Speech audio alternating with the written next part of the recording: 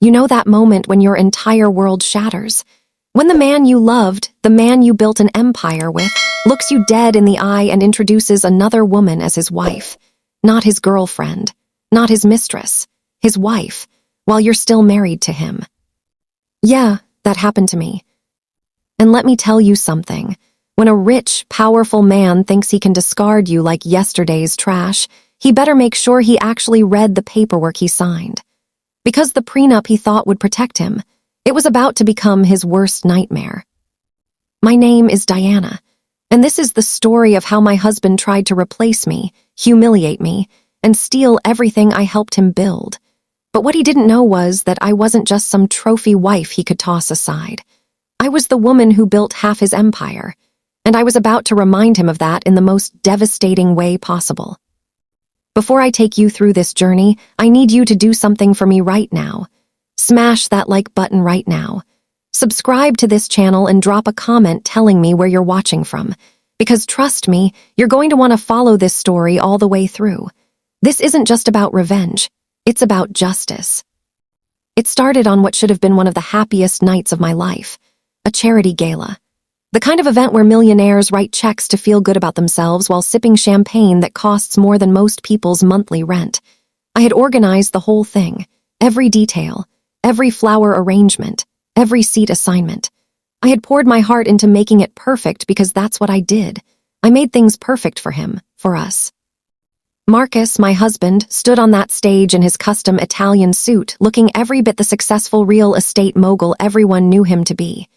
Handsome, confident, powerful. Women envied me. Men wanted to be him.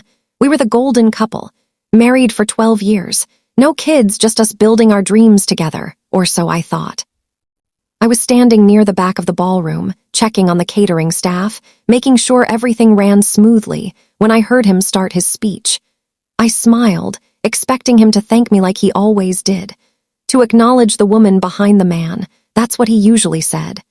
My wife Diana, the woman behind my success. But that night, those words never came. Instead, I heard him say something that made my blood run cold. I want to introduce you all to someone very special, the love of my life, my new wife, Amber. The room went silent, or maybe it was just my world that went silent. I don't know, everything felt like it was moving in slow motion. I watched this young woman, couldn't have been more than 26, step onto the stage in a tight red dress. She kissed my husband, on the lips, in front of 300 people. And he kissed her back. Some people gasped, others whispered. A few looked around the room, searching for me, wondering if I was there, if I had heard. I stood frozen, my heart hammering so hard I thought it might burst through my chest. Did he really just introduce another woman as his wife, while we were still married? I wanted to scream. I wanted to run up there and tear them apart. But I didn't. Something inside me, maybe pride, maybe shock, kept me rooted to that spot. I just watched. Watched as he smiled at her the way he used to smile at me. Watched as he held her hand and told a room full of our friends, our business associates, our community, that she was his wife. Not his girlfriend, not his fiancée, his wife. One of my closest friends, Rebecca, rushed over to me. Her face was pale, her eyes wide with horror. Diana, oh my God, Diana, we need to get you out of here. But I couldn't move. I was still processing. Still trying to understand how the man I had loved for over a decade could do something so cruel, so public, so utterly devastating. That's when our eyes met across the ballroom. Marcus saw me, and you know what he did? He didn't look guilty, he didn't look sorry, he looked annoyed. Annoyed that I was there. Annoyed that I was ruining his moment with her. That look, that cold, dismissive look, is what snapped me out of my shock. And that's when I knew this wasn't a mistake, this wasn't a midlife crisis. This was calculated, this was planned. He wanted to humiliate me, he wanted to break me. He wanted everyone to see that he had moved on, upgraded, replaced me with a younger model. What Marcus didn't know, what he had forgotten in his arrogance, was that I wasn't just some housewife he could discard. I was the daughter of a lawyer. I had a degree in business management, and more importantly, I was the one who had insisted on that prenup 12 years ago. The prenup his lawyer had tried to change. The prenup I had fought to keep specific clauses in. Clauses he never bothered to read carefully. As I walked out of that ballroom with whatever dignity I had left, one thought burned in my mind. He wants a war. He's about to get one. To understand how deeply this betrayal cut, you need to know what we had, what we built, what I thought was real. I met Marcus Richardson when I was 26 years old. He was 32, ambitious, and working his way up in commercial real estate. He wasn't rich yet, not the kind of rich he became later, but he had dreams, big dreams, and I loved that about him. I was working as a project manager for a development company. We met at a conference in Chicago.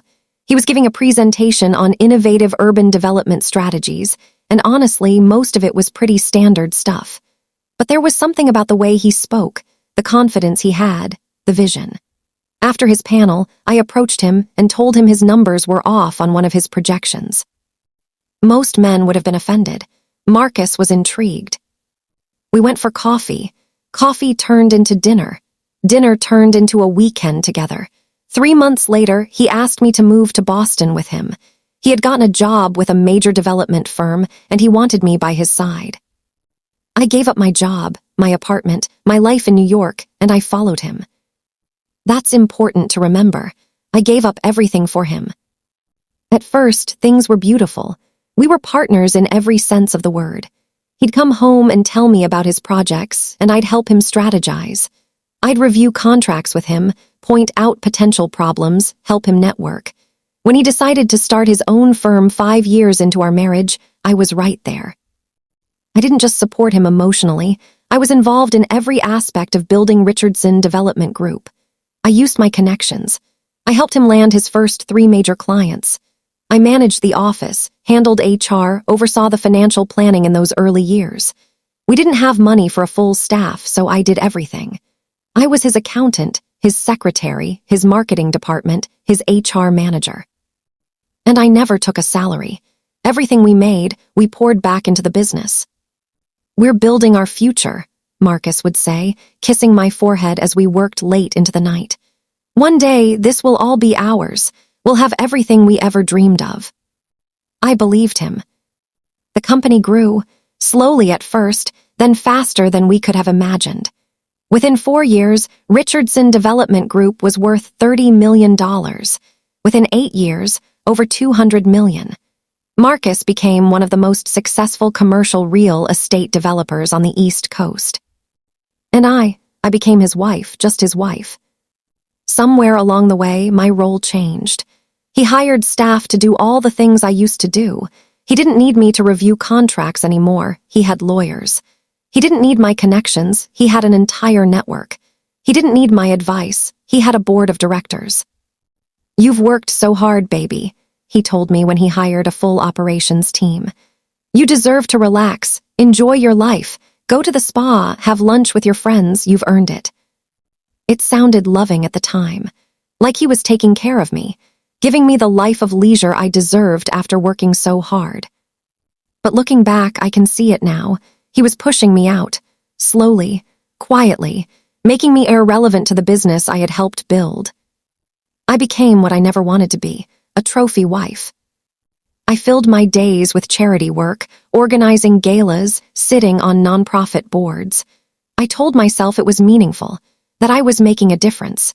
And maybe I was, but it wasn't the same as building something with the man I loved.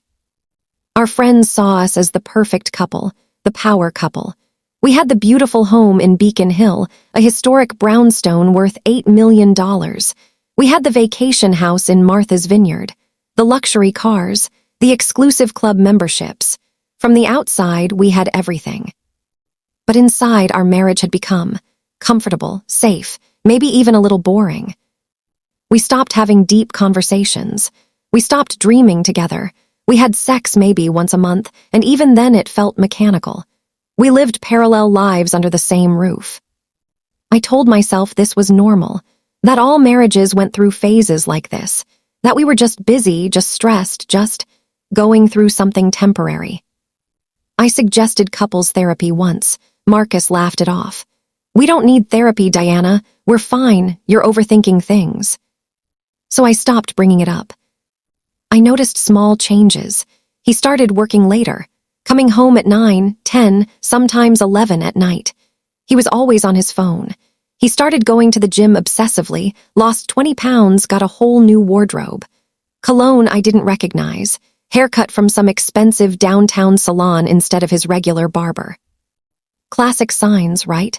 The kind of thing you see in movies and think, how did she not know?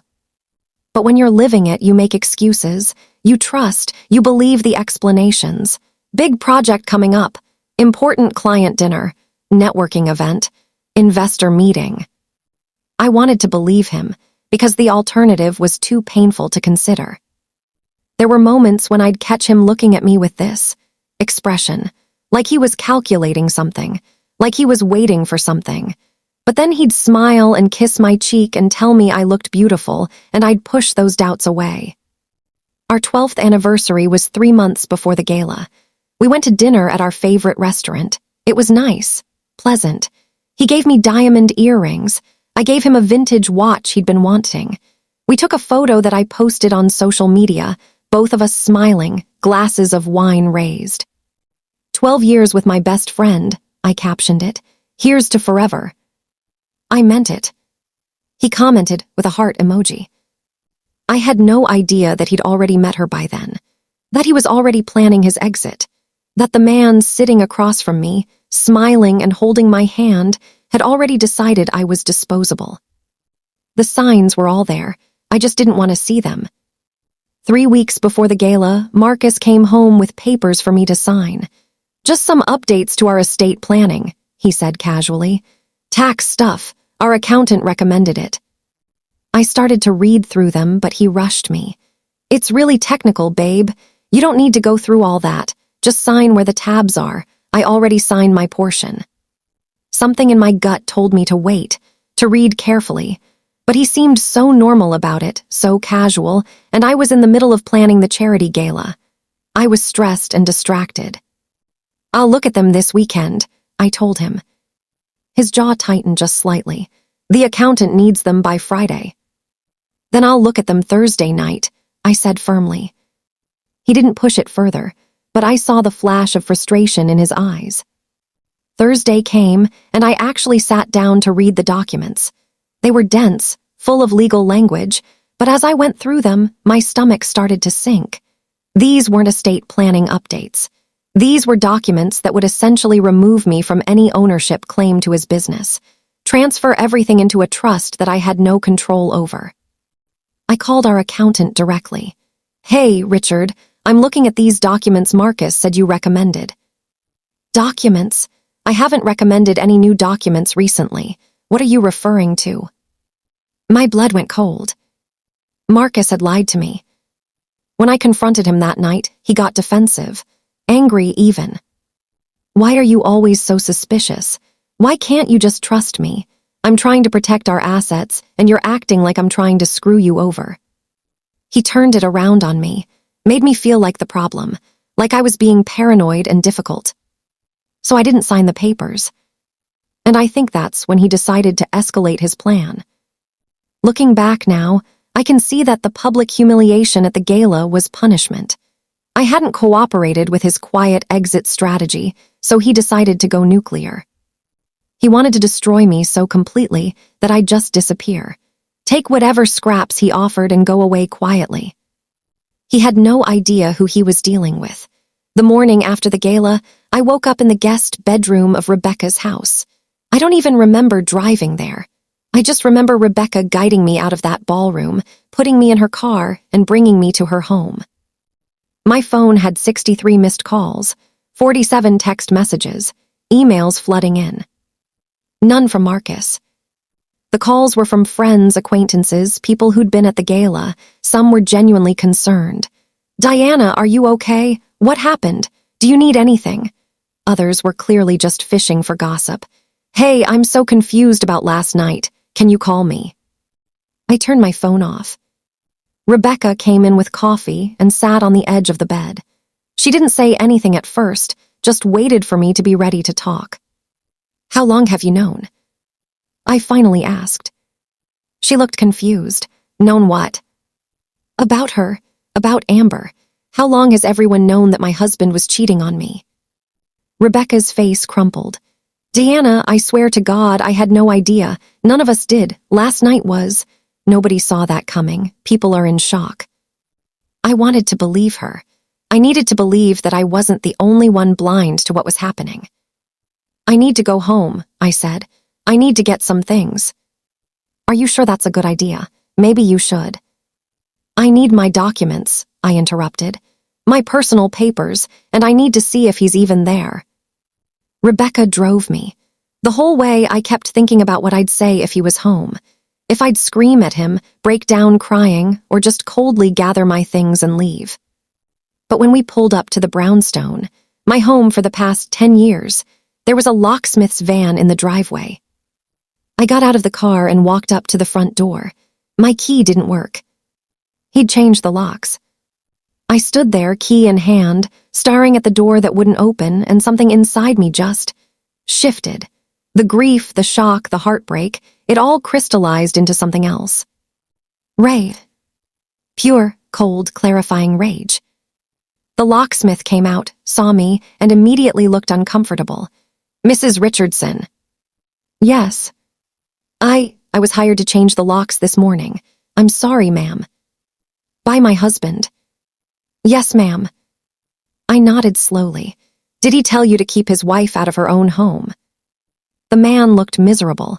He said there was a security concern. A security concern. I was a security concern. This is my house, I said quietly. My name is on the deed. The locksmith shifted uncomfortably. I'm just doing my job, ma'am.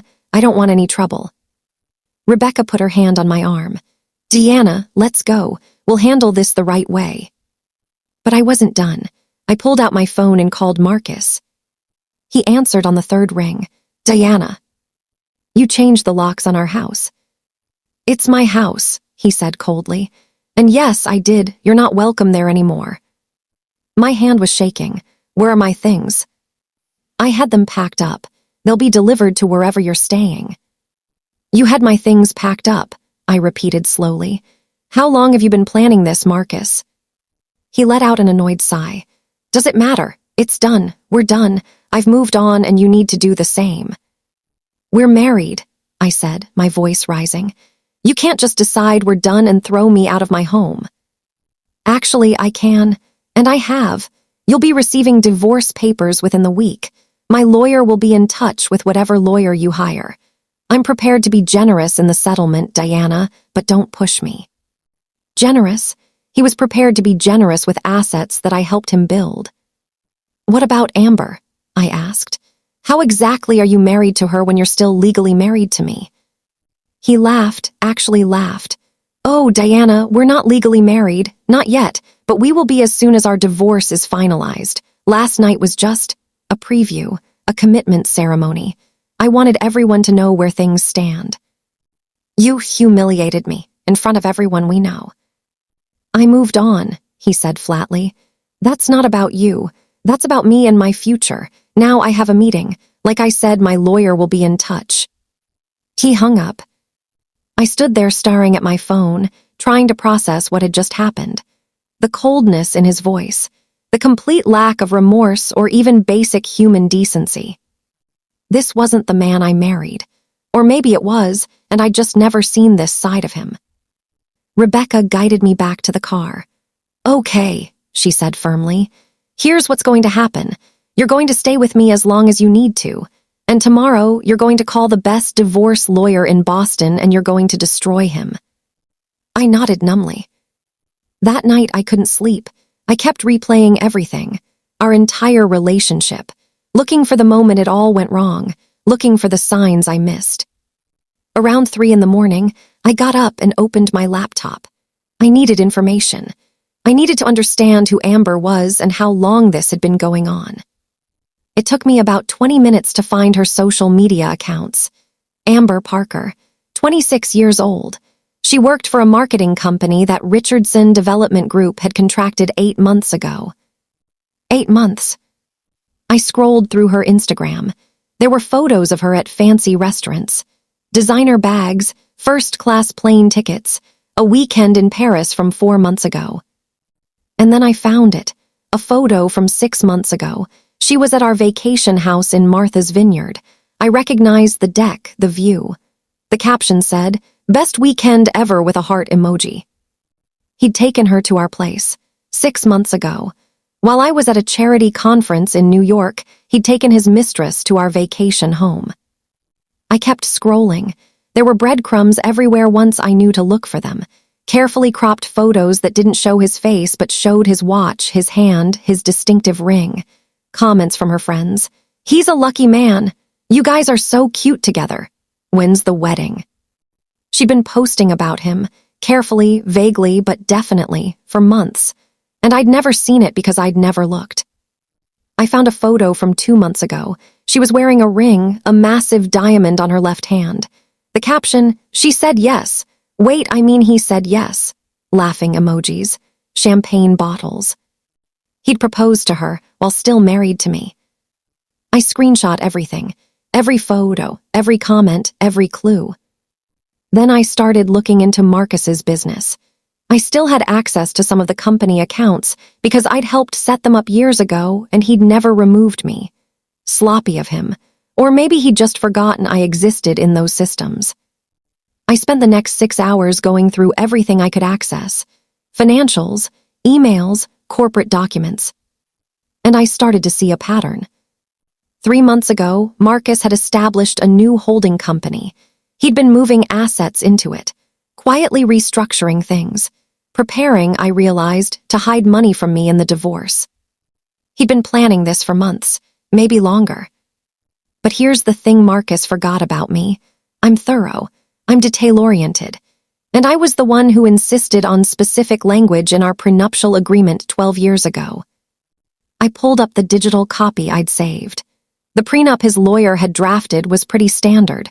What's mine stays mine. What's yours stays yours. Nobody owes anybody anything if we split. But I'd insisted on amendments, specific clauses. My father had looked over the original draft and said, "Diana, this prenup protects him, not you. You need to add protections for yourself."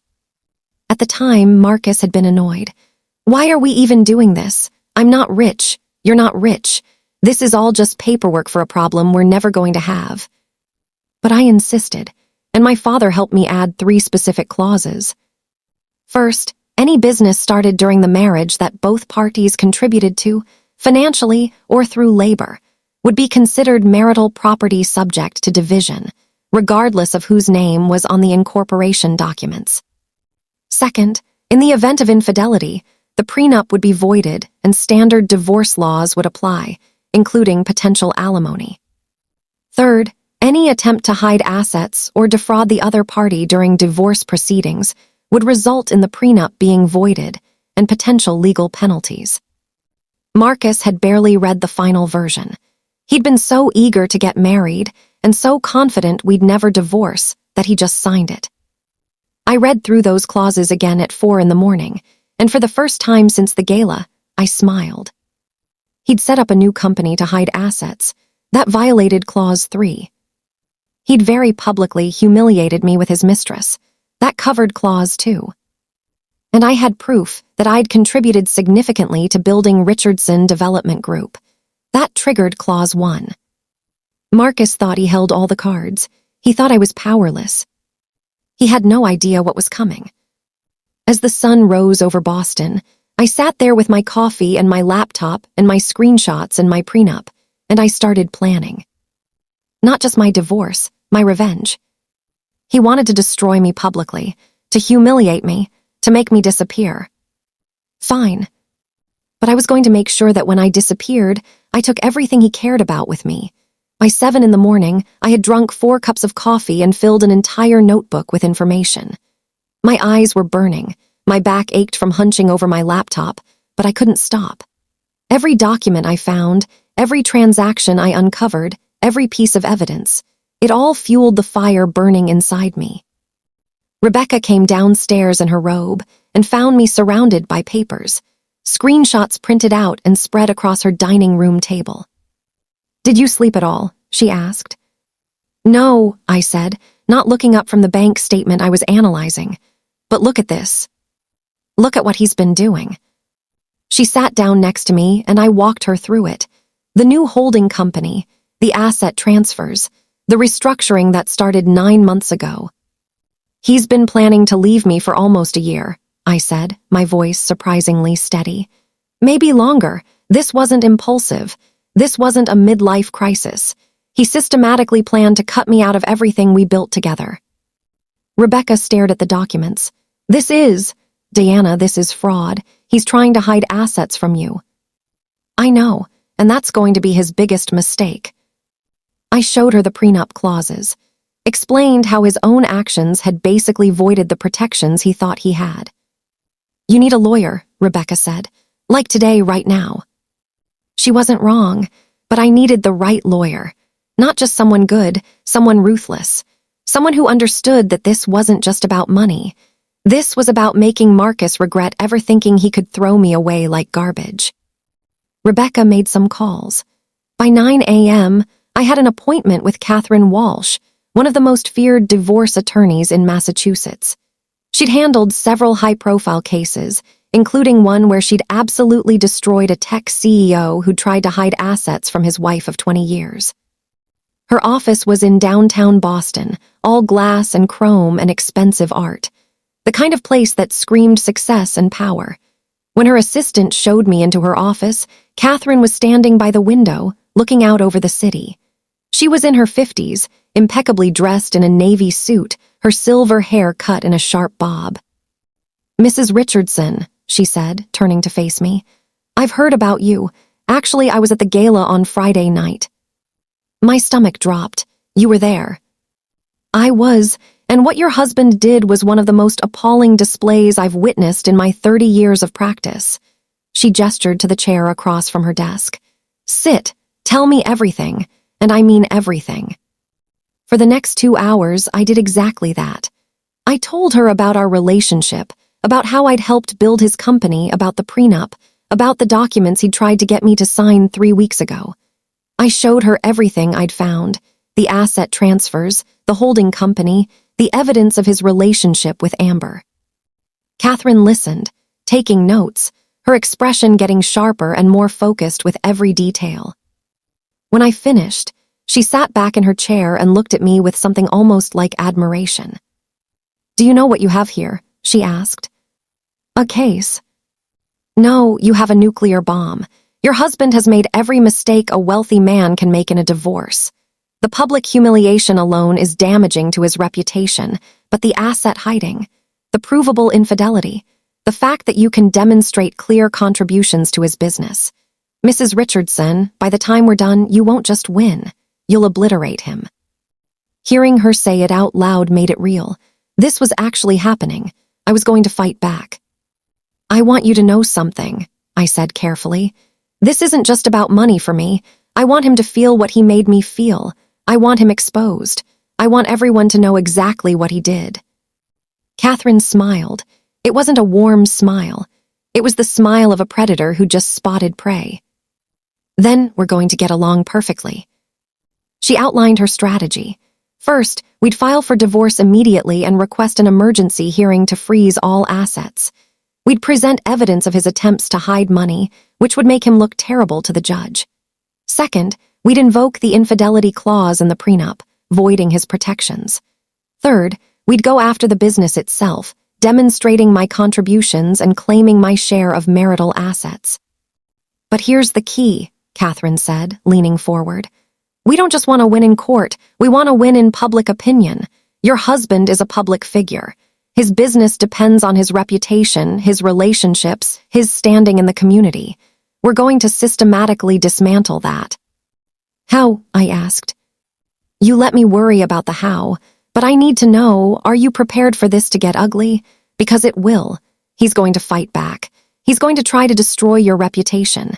He'll paint you as bitter, jealous, money-hungry. Are you ready for that? I thought about the look on his face at the gala. The coldness in his voice when he told me I wasn't welcome in my own home. The carefully planned humiliation. I'm ready, I said. Good, then let's destroy him.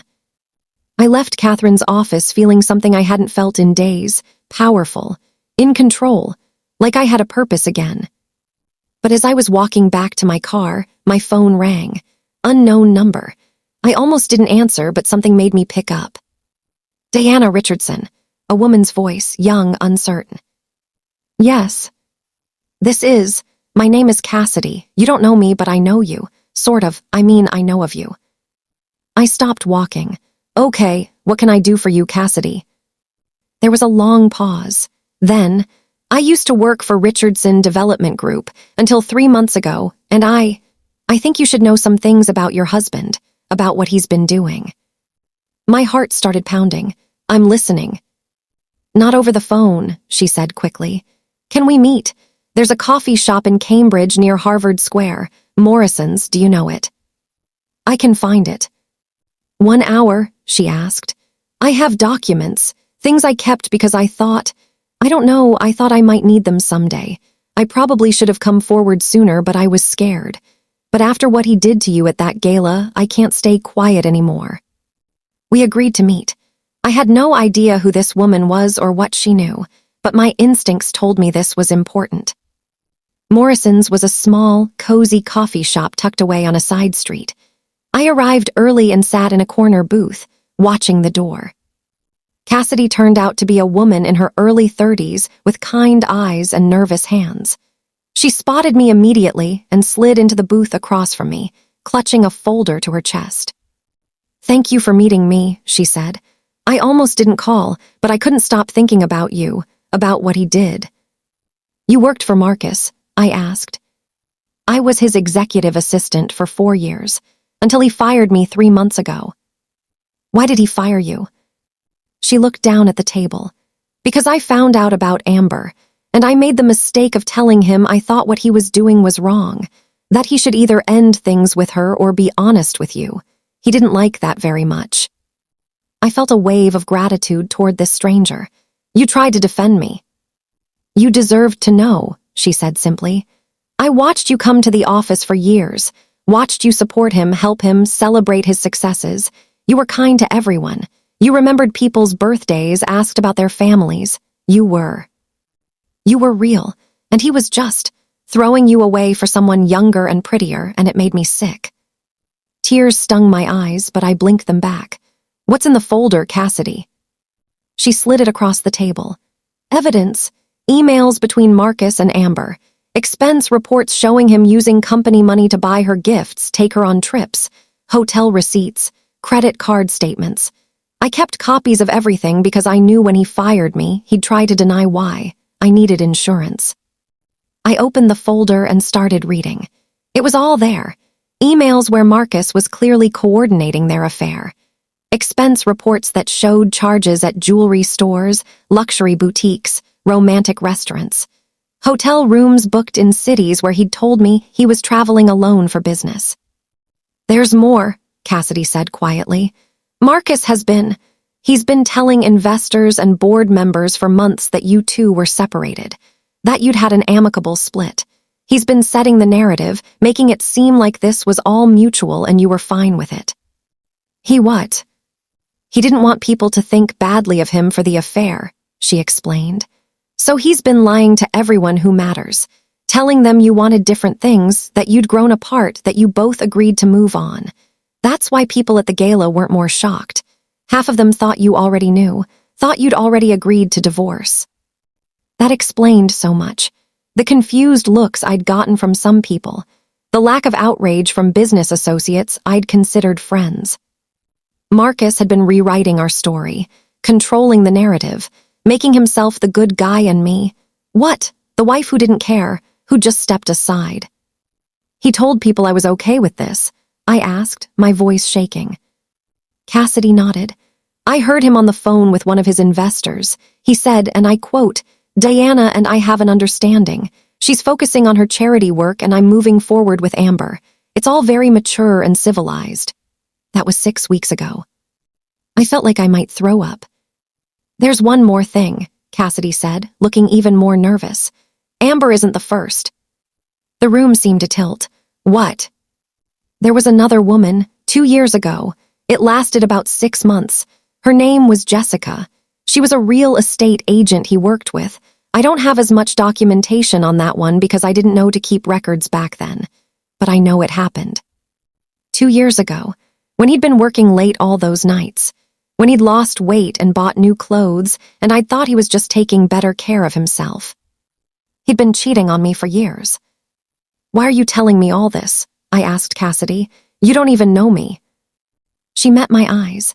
"Because what he did to you is what powerful men have been doing to women forever. They use us, they build empires on our backs, and then they throw us away when someone younger comes along. And they get away with it because women like you are supposed to be quiet and grateful for whatever scraps they leave behind." She pushed the folder closer to me. "But I don't think you're going to be quiet, and I want to help you make sure he doesn't get away with it." I looked at this woman, this stranger who'd risked something to help me, and I felt something shift in my chest. I wasn't alone. I had allies. People who saw what Marcus was and were willing to stand against him. "Thank you," I said, my voice thick with emotion. "You have no idea what this means." "Destroy him," Cassidy said simply. "That's all the thanks I need." I spent the rest of that day with Catherine, going through everything Cassidy had given me. With each document, each email, each piece of evidence, Catherine's smile grew wider. "This is beyond what I could have hoped for," she said. "The company money being used for personal expenses, that's potential embezzlement. The board is going to lose their minds when they find out." "Can we tell them?" I asked. "Not yet. We need to be strategic. We file the divorce papers first, freeze the assets, and then we start releasing information piece by piece. We control the narrative now, not him." That phrase, "control the narrative," stuck with me, because that's what Marcus had been doing all along, wasn't it? Controlling how people saw our marriage, our separation, me. It was time to take that control back. The divorce papers were filed on Monday morning. By Monday afternoon, Marcus knew. He called me 17 times. I didn't answer. Finally, he sent a text. "What the hell are you doing? You're making a huge mistake. Call me now." I texted back, "Have your lawyer contact my lawyer. We have nothing to discuss." 3 minutes later, another text. "You're being ridiculous. I offered you a generous settlement. Don't be greedy, Diana. It's not a good look." Greedy? I was being greedy for wanting my fair share of what we built together. I showed the text to Catherine. She actually laughed. "Please keep these. Every condescending, controlling message helps our case." The emergency hearing to freeze assets was scheduled for Wednesday. Catherine warned me that Marcus would probably attend, that I'd have to see him. "Are you prepared for that?" she asked. I thought I was, but when Wednesday came and I walked into that courtroom and saw him sitting there with his lawyer, looking annoyed and inconvenienced, like I was just being a nuisance, I wasn't prepared for the rush of emotion. Anger, hurt, betrayal, and something else, disgust. I looked at this man I'd loved for 12 years and felt genuine disgust. He didn't even glance at me when I sat down. The hearing was quick. Catherine presented evidence of Marcus's new holding company, the asset transfers, the attempt to hide money. His lawyer argued that he was simply reorganizing for tax purposes, that there was no intent to defraud. The judge, a no-nonsense woman in her 60s named Judge Harrison, was not impressed. "Mr. Richardson, you established this company 3 months ago and began transferring marital assets into it while still married, without your wife's knowledge." Marcus's lawyer stood. "Your Honor, those assets are from my client's business." "A business that Mrs. Richardson's attorney has presented compelling evidence she contributed to building," Judge Harrison interrupted. "And you did this while, according to these photos, conducting a very public relationship with another woman." I watched Marcus's jaw tighten. He hated being challenged, hated being questioned. "Your Honor," his lawyer tried again, "my client's personal life is relevant when it pertains to the dissolution of his marriage and division of assets," the judge said firmly. "Assets are frozen, effective immediately. Mr. Richardson, you will not move, sell, transfer, or otherwise dispose of any marital property until this court makes a determination. Am I clear?" "Your Honor, This will significantly impact my business operations, Marcus started to say. Judge Harrison looked at him over her glasses. Perhaps you should have considered that before attempting to hide assets from your wife. Frozen, all of it. Next hearing is in 3 weeks. We'll address the full asset disclosure at that time. She banged her gavel, and it was done. As we left the courtroom, Marcus finally looked at me, really looked at me. And for the first time, I saw something other than dismissiveness in his eyes. I saw fear. Diana, he said, stepping toward me. His lawyer put a hand on his arm, but he shook it off. Diana, this is insane. You're freezing my business assets. Do you have any idea what that does to operations? I don't care, I said calmly. You're being vindictive, he hissed. I offered you a fair settlement. Fair, I laughed, and it sounded harsh even to my own ears. You tried to trick me into signing away my rights 3 weeks ago. You moved our money into hidden accounts. You've been planning to screw me over for months, and you call that fair.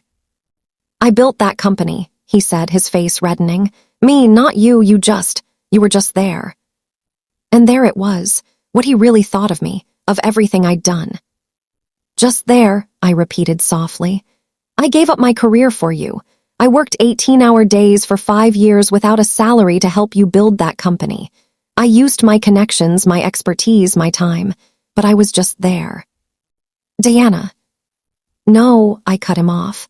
You had your chance to be fair. You had your chance to be decent. You chose to humiliate me instead. So now you get to see what happens when you underestimate me. I walked away, and it felt incredible. But the humiliation wasn't over. Not for me, and not for him. That evening, I started getting calls from friends. Not the casual acquaintances, but real friends. Women I'd known for years. Diana, I just heard what happened in court, my friend Jennifer said. And I need to tell you something. Marcus called Tom last week. Tom was Jennifer's husband, a venture capitalist who'd invested in some of Marcus's projects. He called to tell Tom that you were having some kind of breakdown, that you were becoming unstable and making wild accusations. He was laying groundwork, Diana, trying to make people think you were crazy before you could tell your side of the story. I sat down heavily. He what? He's calling people, investors, friends, business contacts, telling them you're not well, that you're bitter about the divorce and making up lies about him. He's trying to discredit you. This was classic Marcus. When he couldn't control something, he destroyed it, or tried to. Thank you for telling me, I said to Jennifer. There's more, she said quietly. Some people are believing him, Sandra and Keith. They've completely taken his side. They're saying you're being money-hungry and vengeful, that you should just accept the divorce gracefully and move on. Sandra and Keith were people I'd considered close friends. We'd had dinner together once a month for years. I'd helped Sandra plan her daughter's wedding. And they thought I was the problem. Who else? I asked, needing to know. Jennifer named several names, people from our social circle, people I'd thought would have my back. But a lot of us see through it, Jennifer added quickly. We know what he's doing, and we're on your side, Diana, don't forget that. I appreciated her loyalty, but the damage was being done. Marcus was poisoning the well, turning people against me, making me into the villain of our divorce. That night I couldn't sleep again. I lay in Rebecca's guest bed, staring at the ceiling, thinking about everything I'd lost. Not just my marriage, but my reputation, my social standing, friendships. Marcus was systematically destroying me in every way that mattered to our world. And then my phone buzzed, a notification from Instagram. Someone had tagged me in a post. It was Amber. She'd posted a photo of herself and Marcus. They were at some upscale restaurant, champagne glasses raised, both smiling. The caption read, "When you find your soulmate, you hold on tight. Some people don't understand real love, but we know what we have. Blessed real love new beginnings." The comments were full of people congratulating them, calling them cute, saying they looked happy. And there were comments about me. His ex-wife is so bitter. She just can't let go. Some women age gracefully and some just get desperate. I was 41 years old, Amber was 26. The narrative Marcus was spinning was obvious. He'd outgrown me, moved on to someone better, and I was just the bitter ex who couldn't accept it. I screenshot the post and sent it to Catherine. Her response came immediately. Perfect. She's making this too easy. Get some rest. Tomorrow we fight back. But how do you rest when your entire life is being destroyed in real time? When the man you loved is painting you as crazy and desperate while parading his mistress around like she's some prize. I got up and went downstairs. Rebecca was up too, sitting in her kitchen with tea. Can't sleep either, she asked. I showed her the Instagram post. She looked furious. That little, she stopped herself. Diana, she's 26. She has no idea who she's messing with, and Marcus is an idiot if he thinks this makes him look good. It does though, I said tiredly. To a lot of people, he's just a successful man who fell in love with someone new, and I'm the middle-aged wife who can't let go. That's not the story we're going to tell, Rebecca said firmly. The truth is going to come out, all of it, and when it does, they're both going to regret ever underestimating you. I wanted to believe her, but in that moment, sitting in my friend's kitchen at 2 a.m, looking at photos of my husband with another woman while strangers called me bitter and desperate online, I felt small, powerless, humiliated. And that's when I realized something important. Marcus wanted me to feel this way. He wanted me broken.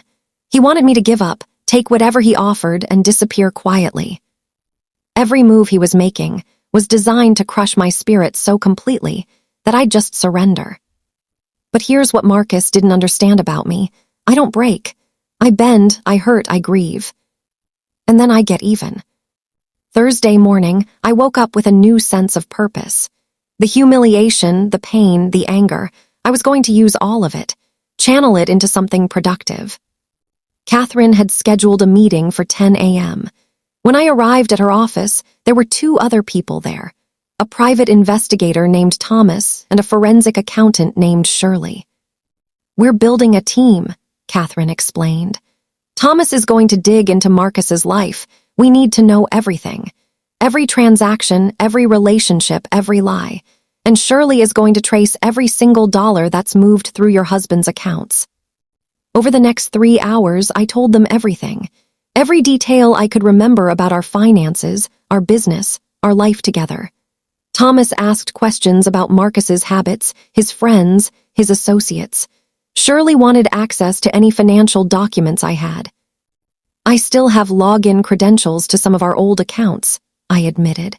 From when I used to manage them, he probably never deactivated my access. Catherine and Shirley exchanged a look. That's not illegal, is it? I asked nervously.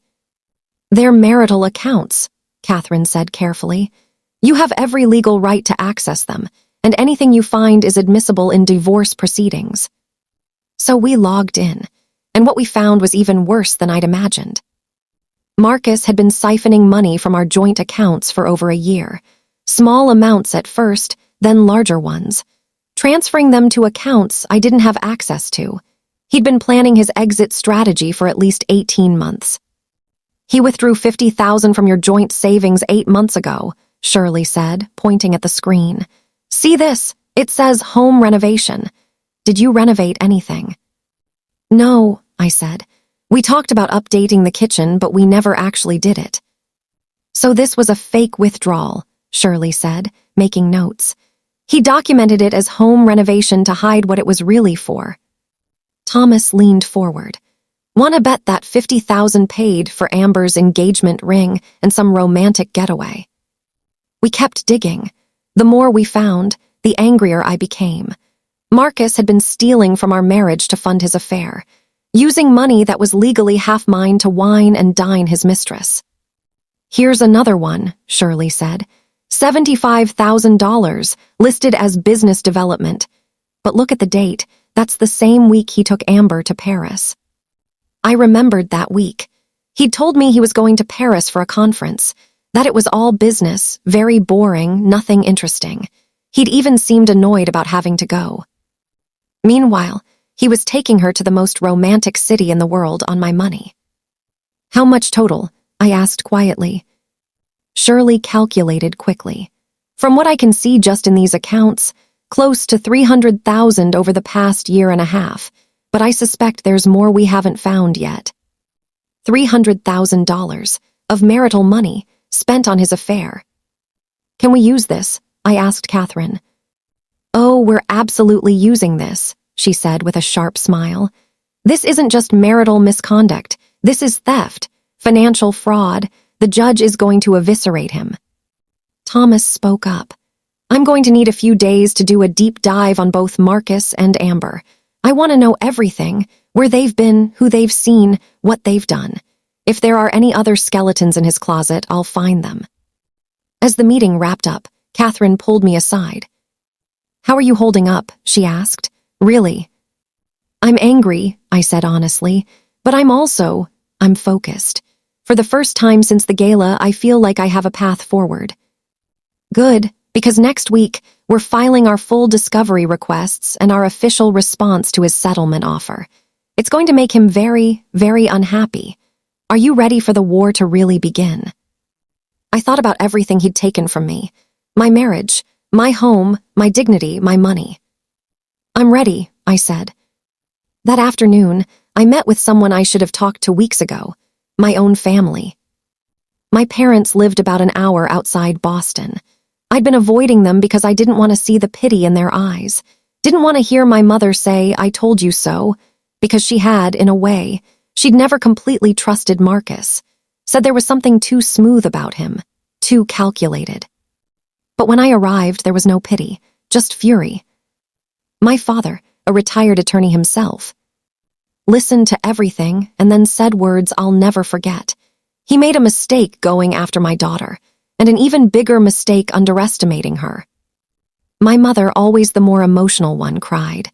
But then she dried her eyes and said, What do you need? Money, a place to stay, character witnesses. We're here for whatever you need. I need you to trust me, I said. I need you to trust that I'm going to handle this the right way, legally, strategically, and I need you to be there when it all goes down. My father smiled. We wouldn't miss it. We spent the evening going through my memories of the business. My father helped me document every contribution I'd made, not just the obvious ones, but the subtle ones too. The connections I'd made that led to major deals, the clients I'd brought in, the strategic decisions I'd influenced. You have to understand, my father said. In court, they're going to try to minimize your role. They're going to say you were just being a supportive wife. That's why documentation is everything. Emails, photos, witnesses who can testify to your involvement.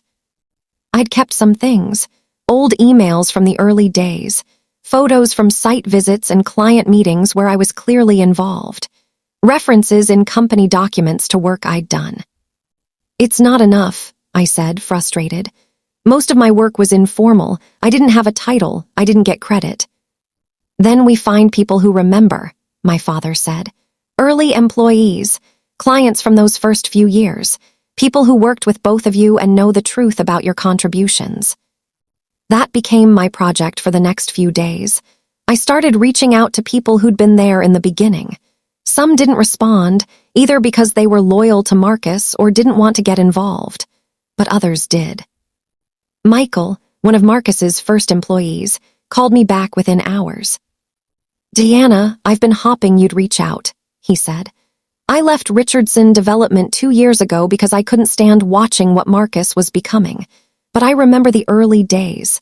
I remember you being there for everything. You were as much a founder of that company as he was, even if you didn't have the title. Would you be willing to testify to that? I asked. Absolutely. What he did to you at that gala, that was disgusting. I'll help however I can. More people came forward. Sarah, who'd been our office manager for 3 years. David, an architect who'd worked on our first major project. Ellen, a client from our second year in business who remembered me being in every meeting, contributing to every decision. They all remembered. They all knew the truth, and they were all willing to speak up.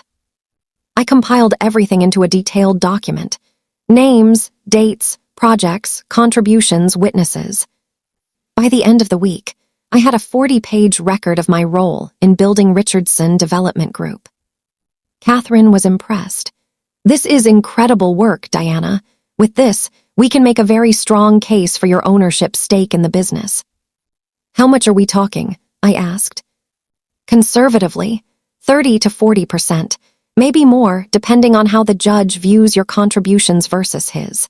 The business is currently valued at around $300 million. I did the math. 30% of $300 million was $90 million. $90 million. That would destroy him, I said quietly. He'd have to sell off major assets to pay me out. Yes, Catherine said simply. It would. Is that a problem? I thought about the locked doors of my own home, the Instagram post of him and Amber, the comments calling me bitter and desperate, the $300,000 of our money he'd spent on his affair. No, I said, it's not a problem. Good, because we're not just going after the business. We're going after alimony, we're going after his retirement accounts, his real estate holdings, everything. By the time we're done, Marcus Richardson is going to regret the day he decided to betray you. That weekend, something interesting happened. Thomas, the private investigator, called me. I found something, he said. About Amber, I think you're going to want to see this. We met at a coffee shop. He slid a folder across the table. Amber Parker isn't who she says she is, he began. Her real name is Amber Sinclair. She changed it legally 4 years ago. Why? I asked. Because she was involved in a pretty significant scandal. She was engaged to a man in Atlanta, a wealthy real estate investor, interestingly enough. She worked for his company. While they were engaged, she was also sleeping with his business partner. When he found out, there was a huge blow-up. She tried to claim sexual harassment, said the business partner had coerced her. It got messy. Eventually, the truth came out that she'd been the pursuer, trying to play both men against each other for money and position. I stared at the documents. She has a pattern. She absolutely has a pattern, Thomas confirmed. She targets wealthy men in real estate, gets close to them, and when she's extracted everything she can, she moves on, or in this case, moves up. The guy in Atlanta was worth maybe $10 million. Your husband is worth significantly more. Does Marcus know about this? I asked. I doubt it. She's covered her tracks pretty well. Changed her name, moved cities, created a whole new identity. If you don't know to look for it, you'd never find it. I looked through the file. Photos of Amber, or Amber Sinclair as she was then, with her previous fiancé. News articles about the scandal. Court documents from the sexual harassment claim that was eventually dismissed. She's a con artist, I said slowly. A very good one, Thomas agreed. And your husband fell for it completely, or maybe he didn't care. Either way, I thought you should know who you're really dealing with. This was perfect. Not only was Marcus a cheater and a thief, but the woman he'd chosen to replace me with was a con artist with a history of manipulating wealthy men. Can we use this in the divorce? I asked. Depends how we play it, Thomas said. It doesn't directly relate to your case, but it speaks to Marcus's judgment. And if we wanted to, we could make sure this information finds its way to certain people. His board of directors, for instance, major investors, people who might be concerned about his decision-making abilities. I understood what he was suggesting. We could leak this information, destroy Marcus's credibility, make him look like a fool who'd been conned by a woman with a history. Not yet, I said, but keep this ready, we might need it. As I drove back to Rebecca's house that evening, I felt something I hadn't felt in weeks. Hope. Real, genuine hope. Marcus had thought he was in control. He'd thought he could rewrite our story, take everything, and leave me with nothing. But he'd underestimated me. He'd gotten sloppy. And now I had everything I needed to take him down. The war was just beginning, and I was going to win. The next 2 weeks were the most intense of my life. Every day was filled with meetings, document reviews, depositions, and strategy sessions.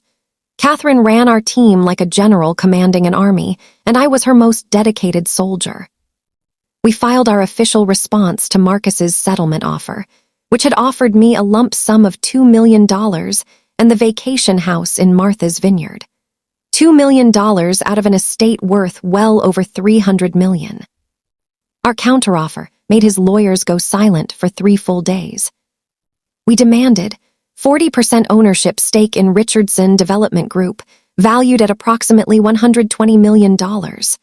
Full ownership of the Beacon Hill brownstone, valued at $8 million. Half of all retirement accounts and investment portfolios. And 5 years of alimony at $100,000 per month, $6 million total. The total came to just over $134 million.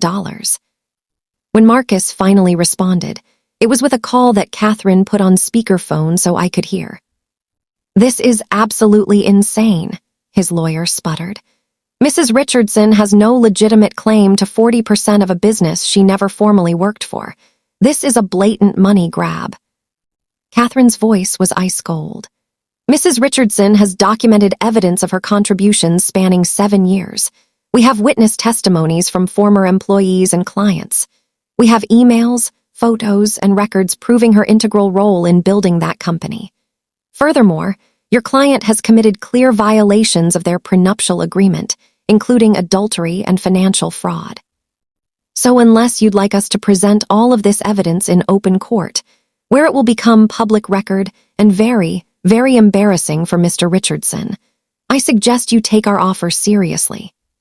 There was silence on the other end. "We'll need time to review," the lawyer finally said. "You have 1 week," Catherine said. "After that, we go to trial, and trust me, you don't want this going to trial." When she hung up, I felt my hands shaking. This was really happening. We were actually doing this. "They're going to fight," Catherine said. "Marcus's ego won't let him just accept this. He's going to drag this out, try to wear you down, hope you'll settle for less." "I'm not settling," I said firmly. "Good, because now comes the hardest part, discovery. They're going to demand access to your finances, your emails, everything. They're going to look for anything they can use against you, any purchase you made that seems extravagant, any communication that makes you look bad. They'll try to paint you as a gold digger who lived off Marcus's success and now wants to cash out." "Let them look," I said. "I have nothing to hide." And I didn't. My spending had always been reasonable. I'd never been the type to blow money on designer handbags or expensive jewelry. Most of my charity work had been volunteer. I'd lived comfortably but not excessively. Marcus, on the other hand, was about to have his life dissected.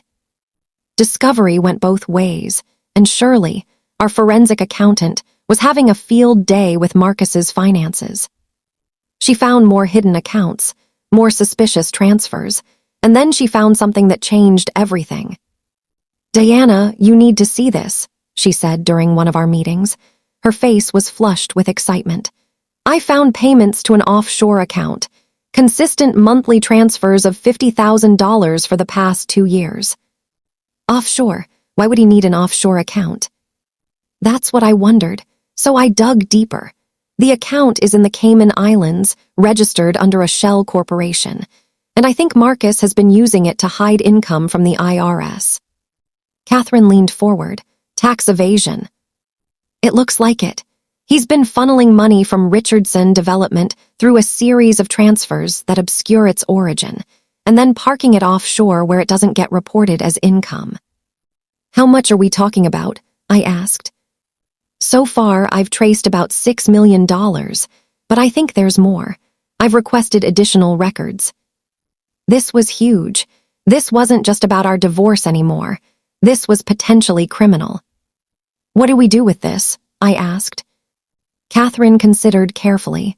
We have a legal obligation to report suspected tax evasion, but the timing of how we report it, that's strategic. If we report it now, it becomes a federal investigation. Marcus gets criminal charges on top of the divorce. His business reputation gets destroyed. He potentially goes to prison. The thought of Marcus in prison should have felt satisfying. Instead, I just felt tired. But, I prompted, hearing the hesitation in Catherine's voice. But it also complicates your divorce, she admitted. If his assets get seized by the federal government, there's less for you to claim, and a criminal trial could drag on for years. So we use it as leverage, I said slowly. Exactly. We confront Marcus with this evidence. We tell him we know about the tax evasion. And we give him a choice. Accept our settlement terms, or we report him to the IRS and he loses everything anyway, including his freedom. It was ruthless. It was exactly the kind of calculated move Marcus would make. And it felt perfectly justified. But before we could make that move, Thomas came back with more information. I've been following Marcus and Amber, he said, spreading photos out on the conference table. And I've noticed something interesting. They're fighting. A lot. The photos showed them outside restaurants, clearly arguing. Amber looking upset. Marcus looking frustrated and angry. I managed to get close enough to hear some of one argument, Thomas continued. It was outside a jewelry store. Amber wanted something. I couldn't tell what, and Marcus was telling her no, that his assets were frozen and he couldn't make large purchases right now. She was not happy about it. I looked at the photos of Amber's angry face and felt a small surge of satisfaction. The fantasy was cracking already. There's more, Thomas said. I talked to some people at the marketing company where Amber works, or worked, I should say. She was fired 2 weeks ago. For what? Catherine asked. Attendance issues. Apparently, once she got engaged to Marcus, she stopped showing up for work, figured she didn't need the job anymore. The company let her go. So Amber had given up her career, assuming Marcus's money would take care of her, just like I had done 12 years ago. The irony wasn't lost on me. Without her income and with Marcus's assets frozen, they're both feeling the pressure, Thomas said. I give it another month before she starts looking for her next target. A con artist with a pattern, I mused, and Marcus has no idea what he's gotten himself into. Part of me, a small, petty part, wanted to warn him, wanted to tell him that the woman he'd destroyed our marriage for was just using him. But the larger part of me thought he deserved exactly what he was getting. While we were building our case against Marcus, he was building his case against me. His lawyers sent over their discovery findings, and it was exactly what Catherine had predicted. They were trying to paint me as a frivolous spender who'd contributed nothing of value. They'd found receipts from high-end salons, charges at expensive boutiques, payments to interior decorators and landscapers. What they didn't mention was that most of those expenses were for maintaining our home and our image, things Marcus had explicitly asked me to handle. You're better at this stuff, he used to say. Make sure we look the part. Now those same expenses were being used against me as evidence of my lavish lifestyle, funded entirely by Mr. Richardson's hard work. They'd also pulled emails between me and friends where I'd complained about Marcus. Normal stuff, venting about him working too much, being stressed, not spending enough time together. Every married person does it. But they were using them to suggest I'd been unhappy for years and was now just looking for a payout. This is all standard, Catherine assured me. They're throwing everything at the wall to see what sticks. None of it undermines our core case. What they didn't have, because it didn't exist, was any evidence of me being unfaithful or hiding money or contributing to any breakdown of the marriage. Their entire case rested on claiming Marcus built everything alone and I was just along for the ride. Which is why our witness list was so important. Catherine had compiled a list of 17 people willing to testify on my behalf, former employees who remembered my contributions, clients who'd worked with both of us, even one of Marcus's own investors who said in his deposition, in the early years, Diana was absolutely critical to the company's success. She had relationships and skills that Marcus didn't have. They were a team. Marcus's side had their own witnesses, of course. Current employees who'd only known the company after I'd stepped back. Business associates who'd only seen Marcus in his current role as CEO. They could testify to his current success, but they couldn't credibly deny my historical contributions. The pieces were falling into place. But I was about to get an unexpected ally from the last place I would have imagined. It was a Tuesday afternoon when I got a call from a number I didn't recognize. I almost didn't answer. I'd been getting calls from reporters trying to get a statement about the divorce, but something made me pick up. Diana Richardson, a man's voice, older, formal. Yes. My name is Robert Chen. I'm on the board of directors for Richardson Development Group. I was hoping we could meet. My first instinct was to say no, to tell him to contact my lawyer. Board members were Marcus's people. But something in his tone made me pause. What is this regarding? I'd rather discuss it in person, if you're willing. I can assure you, I'm not calling on behalf of Marcus. Quite the opposite, actually. We agreed to meet at a restaurant in downtown Boston. I told Catherine about it first, and she insisted on coming with me. Robert Chen turned out to be a distinguished man in his late 60s, dressed in an immaculate suit. He stood when we arrived and shook both our hands. Thank you for meeting with me, he said. I know this is unusual. Why did you want to meet? I asked directly. He didn't waste time with small talk. Because the board is becoming very concerned about Marcus's judgment and behavior, and because I think you deserve to know that not everyone is on his side. Catherine and I exchanged a glance. Robert continued, I've been on the board for 8 years. I remember when you were still actively involved in the company, Diana. I remember your contributions. And frankly, I've watched Marcus make increasingly erratic decisions since you stepped back. Such as, Catherine prompted. The relationship with Amber, for one. It's caused significant problems. Several of our clients are uncomfortable with how he's handled his personal life.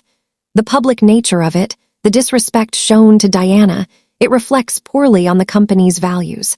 We've lost 2 major clients in the past month because of it. I felt a surge of vindication. His actions were having consequences. Beyond that, Robert said, we've become aware of some concerning financial irregularities, transfers that don't quite add up, expenses that seem personal rather than business-related. The board has initiated our own audit.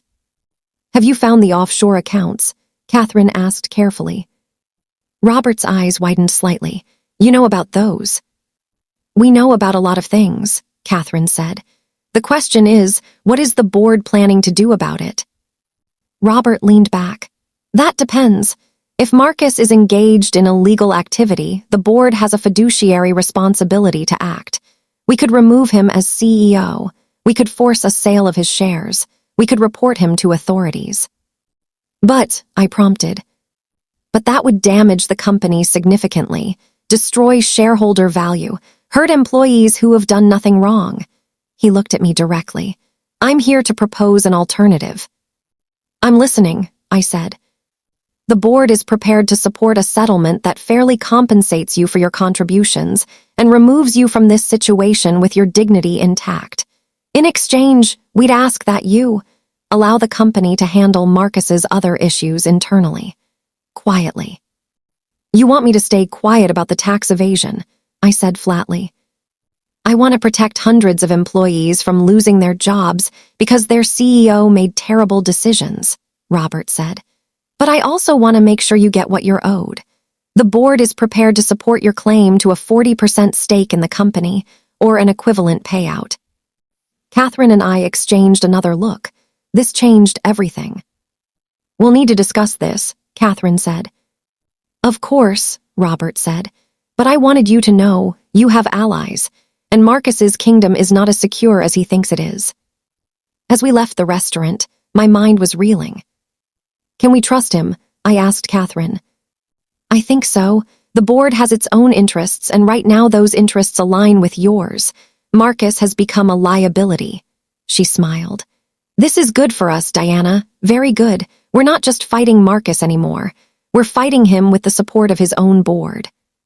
That night, I finally allowed myself to feel something I hadn't felt in weeks. Confidence. We had the evidence. We had the witnesses. We had the board. We had every single piece we needed to destroy Marcus Richardson. And in 3 days, we were going to put it all on the table and watch his world fall apart. The mediation was scheduled for Friday at 10 a.m. This was our last chance to settle before going to trial, and both sides knew it. Catherine had warned me that mediation could take hours, even days. That Marcus would try to intimidate me, make me feel small, pressure me to accept less than I deserved. He's going to try every manipulation tactic he knows, she said. He'll act wounded. He'll get angry. He might even try to be charming and reminiscent about the good times. Don't fall for any of it. I won't, I promised. The night before mediation, I couldn't sleep. I kept going over everything in my mind, every piece of evidence, every witness statement, every number. I'd prepared for this moment for weeks, but now that it was here, I felt the nerves creeping in. Rebecca found me at 2 a.m., sitting in her living room with a cup of tea. Tomorrow's the day, she said, sitting next to me. Tomorrow's the day, I echoed. How are you feeling?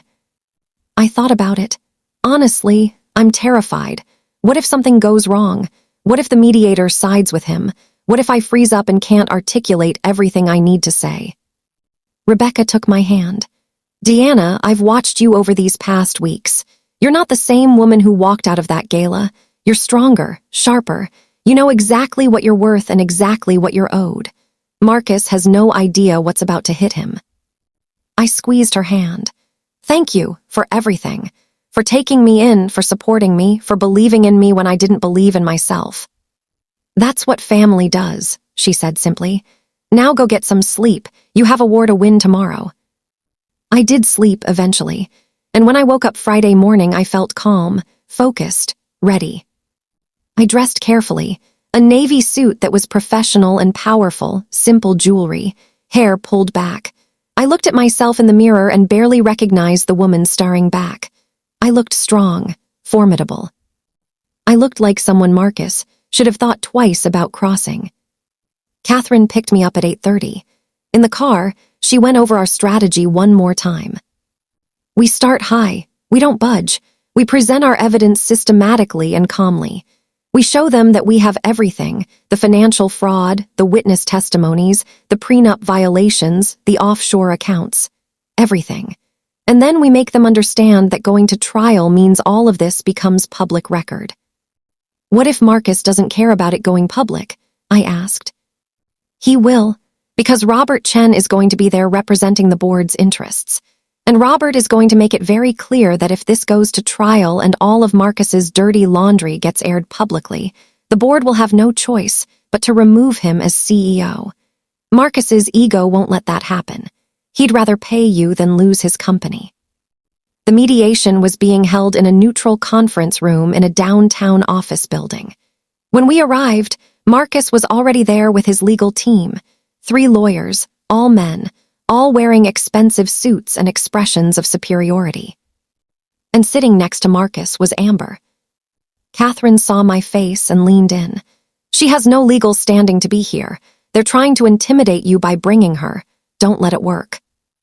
I took a deep breath and walked into that conference room with my head high. Marcus looked different, tired, stressed. There were dark circles under his eyes and he'd lost more weight. Amber, on the other hand, looked annoyed to be there. She was dressed inappropriately for mediation, a tight dress more suited for a nightclub than a legal proceeding. She looked young and out of place. Our eyes met across the table. Marcus's jaw tightened. Diana, he said. It wasn't a greeting. It was almost an accusation. Marcus, I replied coolly. The mediator, a woman named Judge Patterson who'd retired from the bench and now did private mediation, called the session to order. We're here to attempt to reach a settlement in the divorce of Marcus and Diana Richardson. Both parties have submitted their settlement positions. We're going to go through each issue systematically and see if we can find common ground. Before we begin, I want to remind everyone that mediation is confidential. What's said in this room stays in this room. The goal is resolution, not conflict. Marcus's lead attorney jumped in immediately. Your Honor, before we begin, we need to address the outrageous demands Mrs. Richardson has made. A 40% stake in a company she never officially worked for. Monthly alimony of $100,000. This is clearly a vindictive attempt to punish Mr. Richardson for moving on with his life. Catherine didn't even blink.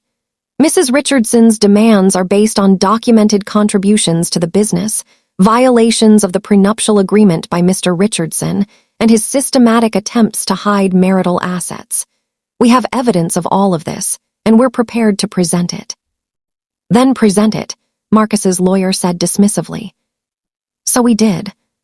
For the next hour, Catherine methodically went through everything. Shirley presented the financial analysis showing my contributions to building the business. We showed emails from the early years proving my involvement in major decisions. We played video testimonies from former employees describing my role. I watched Marcus's face as witness after witness confirmed my contributions. He looked angry, betrayed, even, like these people owed him loyalty and had violated it by telling the truth. Then Catherine moved on to his violations of the prenup. Photos of him with Amber, clearly in a romantic relationship, while still married to me.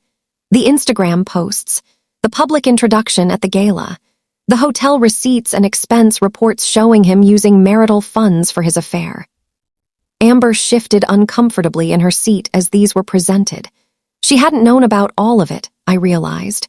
She hadn't known exactly how much money he'd spent on her, money that wasn't really his to spend.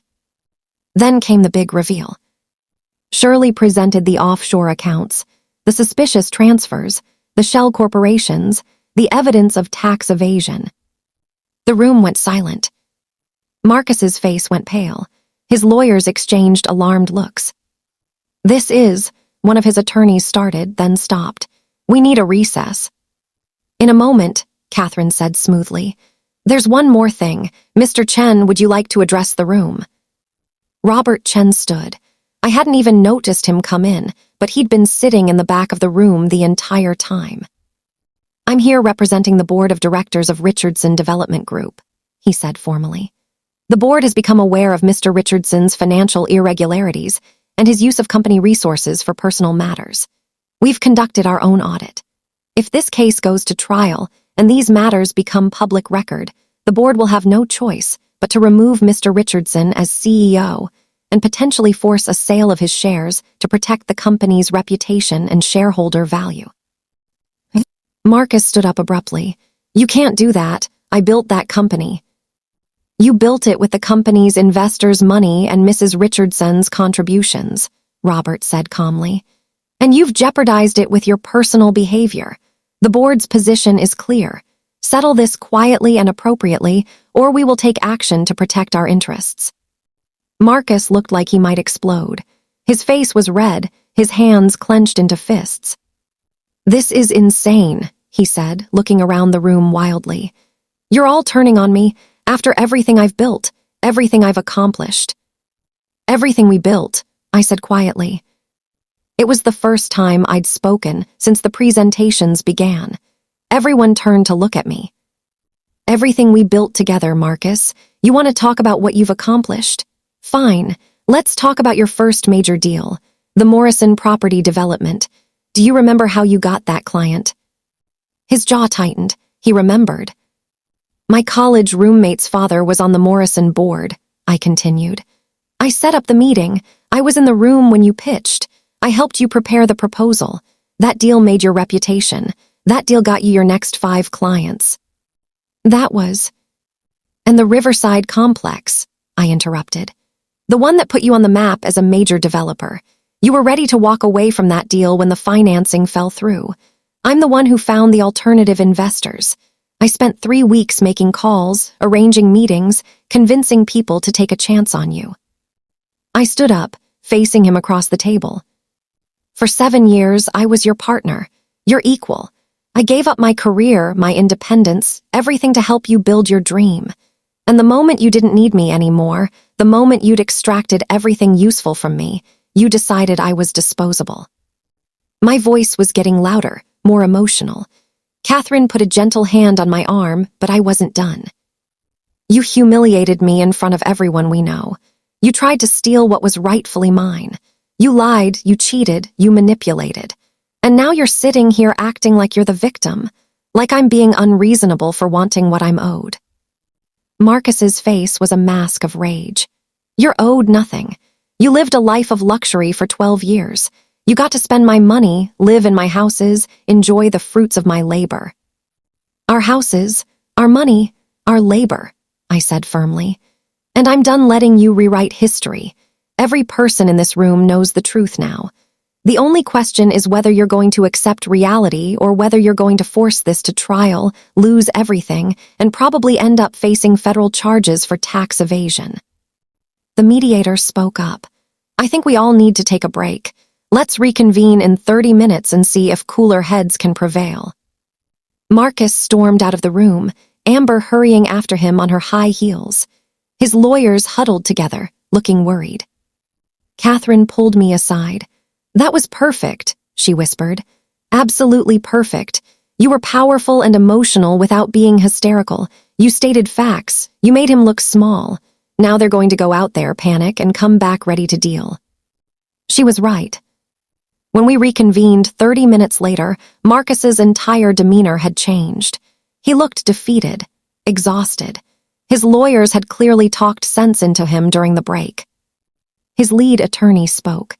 My client is prepared to discuss a revised settlement. What followed were hours of negotiation, back and forth, numbers and percentages and conditions. They offered 30% of the business instead of 40%. We countered with 35%. They accepted. They wanted to pay it out over 10 years. We demanded 5. We settled on 7 years with interest. They wanted to keep the Beacon Hill house. We refused. That was my home and I wasn't budging. Eventually, they conceded. By 6 p.m., we had an agreement. I would receive 35% of Richardson Development Group, valued at $105 million, to be paid in annual installments over 7 years with interest. Full ownership of the Beacon Hill brownstone. Half of all retirement accounts and investment portfolios, totaling approximately $8 million. And 3 years of alimony at $75,000 per month, totaling $2.7 million.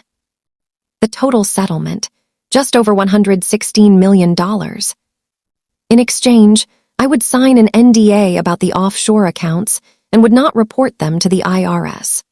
Marcus would have 1 year to close the offshore accounts and pay any back taxes owed, essentially forcing him to clean up his illegal activity without facing criminal charges.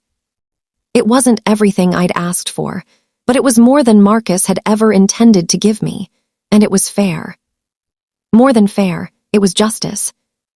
As we signed the preliminary agreements, I felt a weight lift off my shoulders. It was done. After weeks of fighting, investigating, strategizing, it was finally done. Marcus wouldn't look at me. He signed the papers with sharp, angry strokes, then stood and left without a word. Amber followed him, but I noticed she was looking at him differently now. She'd seen him defeated, seen him forced to give up over $100 million. I wondered how long it would be before she started looking for her next target. Catherine hugged me. You did it. You actually did it. We did it, I corrected. I couldn't have done this without you. Robert Chen approached as I was gathering my things. Mrs. Richardson, I want you to know that the board respects what you've accomplished here, and I want to apologize for not speaking up sooner, for not acknowledging your contributions while you were still with the company. Thank you, I said. That means more than you know. There's one more thing, he said. The board would like to offer you a position, a consultant role perhaps, or a seat on the board itself. Your insights and experience would be valuable. I was stunned. You want me to work with the company, even after all this? We want the best people involved in our organization, he said simply. And you're one of the best. Think about it. No pressure, but the offer stands. As I left that building, the sun was setting over Boston. The city lights were starting to come on, and for the first time in months, I felt like I could breathe. I'd walked into that gala as Marcus Richardson's wife. I was walking out of this mediation as Diana Richardson, successful businesswoman, fighter, survivor. And that felt pretty damn good. The news of the settlement spread quickly. Despite the NDA on specific details, word got out that I'd received a massive payout. The rumors ranged from $50 million to $200 million. Nobody knew the exact number, but everyone knew it was substantial. And everyone knew Marcus had lost. The first call I got was from Jennifer, crying happy tears. You did it. Oh my God, Diana, you actually did it. More calls followed. Friends who'd supported me, people who'd testified on my behalf, even some who'd stayed neutral during the divorce. Everyone wanted to congratulate me, to tell me they'd known I'd win, to be part of my victory. It felt surreal. But the real reckoning came 3 days after we signed the settlement. I was back in the Beacon Hill brownstone. Marcus had moved out. He'd rented a luxury apartment downtown where he was now living with Amber. All of his personal belongings were gone. The house felt empty and quiet, but it was mine, truly mine. I was sitting in the living room, drinking coffee and reading the news when my phone rang. Marcus. I considered not answering. We had nothing left to discuss, but curiosity got the better of me. Hello. Diana, his voice sounded rough, tired. I need to talk to you. We have nothing to talk about. Everything's been settled. Please, just 5 minutes, I'm outside. I looked out the window. His car was parked on the street. Against my better judgment, I said, Fine, 5 minutes. I opened the door. Marcus looked terrible. He'd aged years in the past few weeks. His eyes were hollow, his face drawn. Can I come in? He asked. No, I said flatly. Say what you need to say from there. He flinched at my coldness. Good. I wanted to, I don't know, apologize maybe, or explain. Apologize for what, Marcus? For cheating, for trying to steal from me, for humiliating me in front of everyone we know. Which particular betrayal are you sorry for? All of it, he said quietly. I'm sorry for all of it. I handled everything wrong. I was an idiot. Yes, you were, I agreed. But it's too late for apologies. We're done. You made sure of that. I know I destroyed us. I wanted you to understand why. I don't care why, I said, but that was a lie. Part of me desperately wanted to understand how the man I'd loved could have done this to me. He must have seen it in my face, because he kept talking. I felt trapped, he said. In our marriage, in my life. Everything was comfortable and safe and predictable, and I wanted to feel alive again, to feel young. Amber made me feel that way. So you threw away 12 years because you were bored? I asked incredulously. It wasn't just that. You were so perfect, Diana, so organized and controlled and together. I felt like I could never measure up to you, like I was always being judged. I laughed bitterly. Are you serious right now? I spent 12 years supporting you, building you up, making you feel capable and successful, and you felt judged. You don't understand. No, you don't understand, I interrupted. You could have talked to me. You could have told me you were unhappy. We could have gone to counseling, worked on our marriage, figured it out together. But instead, you had an affair. And then another affair. And then you systematically planned to destroy me financially and socially so you could run off with a woman half your age. That wasn't about feeling trapped, Marcus. That was about cruelty. He was quiet for a long moment. Then, you're right. You're absolutely right. I was cruel. I was selfish. And I've lost everything because of it. Not everything, I said. You still have your company, most of your money, your girlfriend, you're fine. The board is forcing me out, he said quietly. Robert called this morning. They're voting next week to remove me as CEO. They'll let me keep my shares, but I'm done running the company. The scandal, the settlement, the way I handled everything, they've lost confidence in my leadership. I should have felt triumphant, but instead I just felt empty. And Amber? I asked, not sure why I cared. His laugh was hollow. Amber left me 2 days ago. Apparently, a $116 million settlement was too much of a financial hit. She found someone else. Some tech CEO worth billions. She's already moved on. There it was. The con artist had done exactly what con artists do, extracted what she could, and moved on to a better target.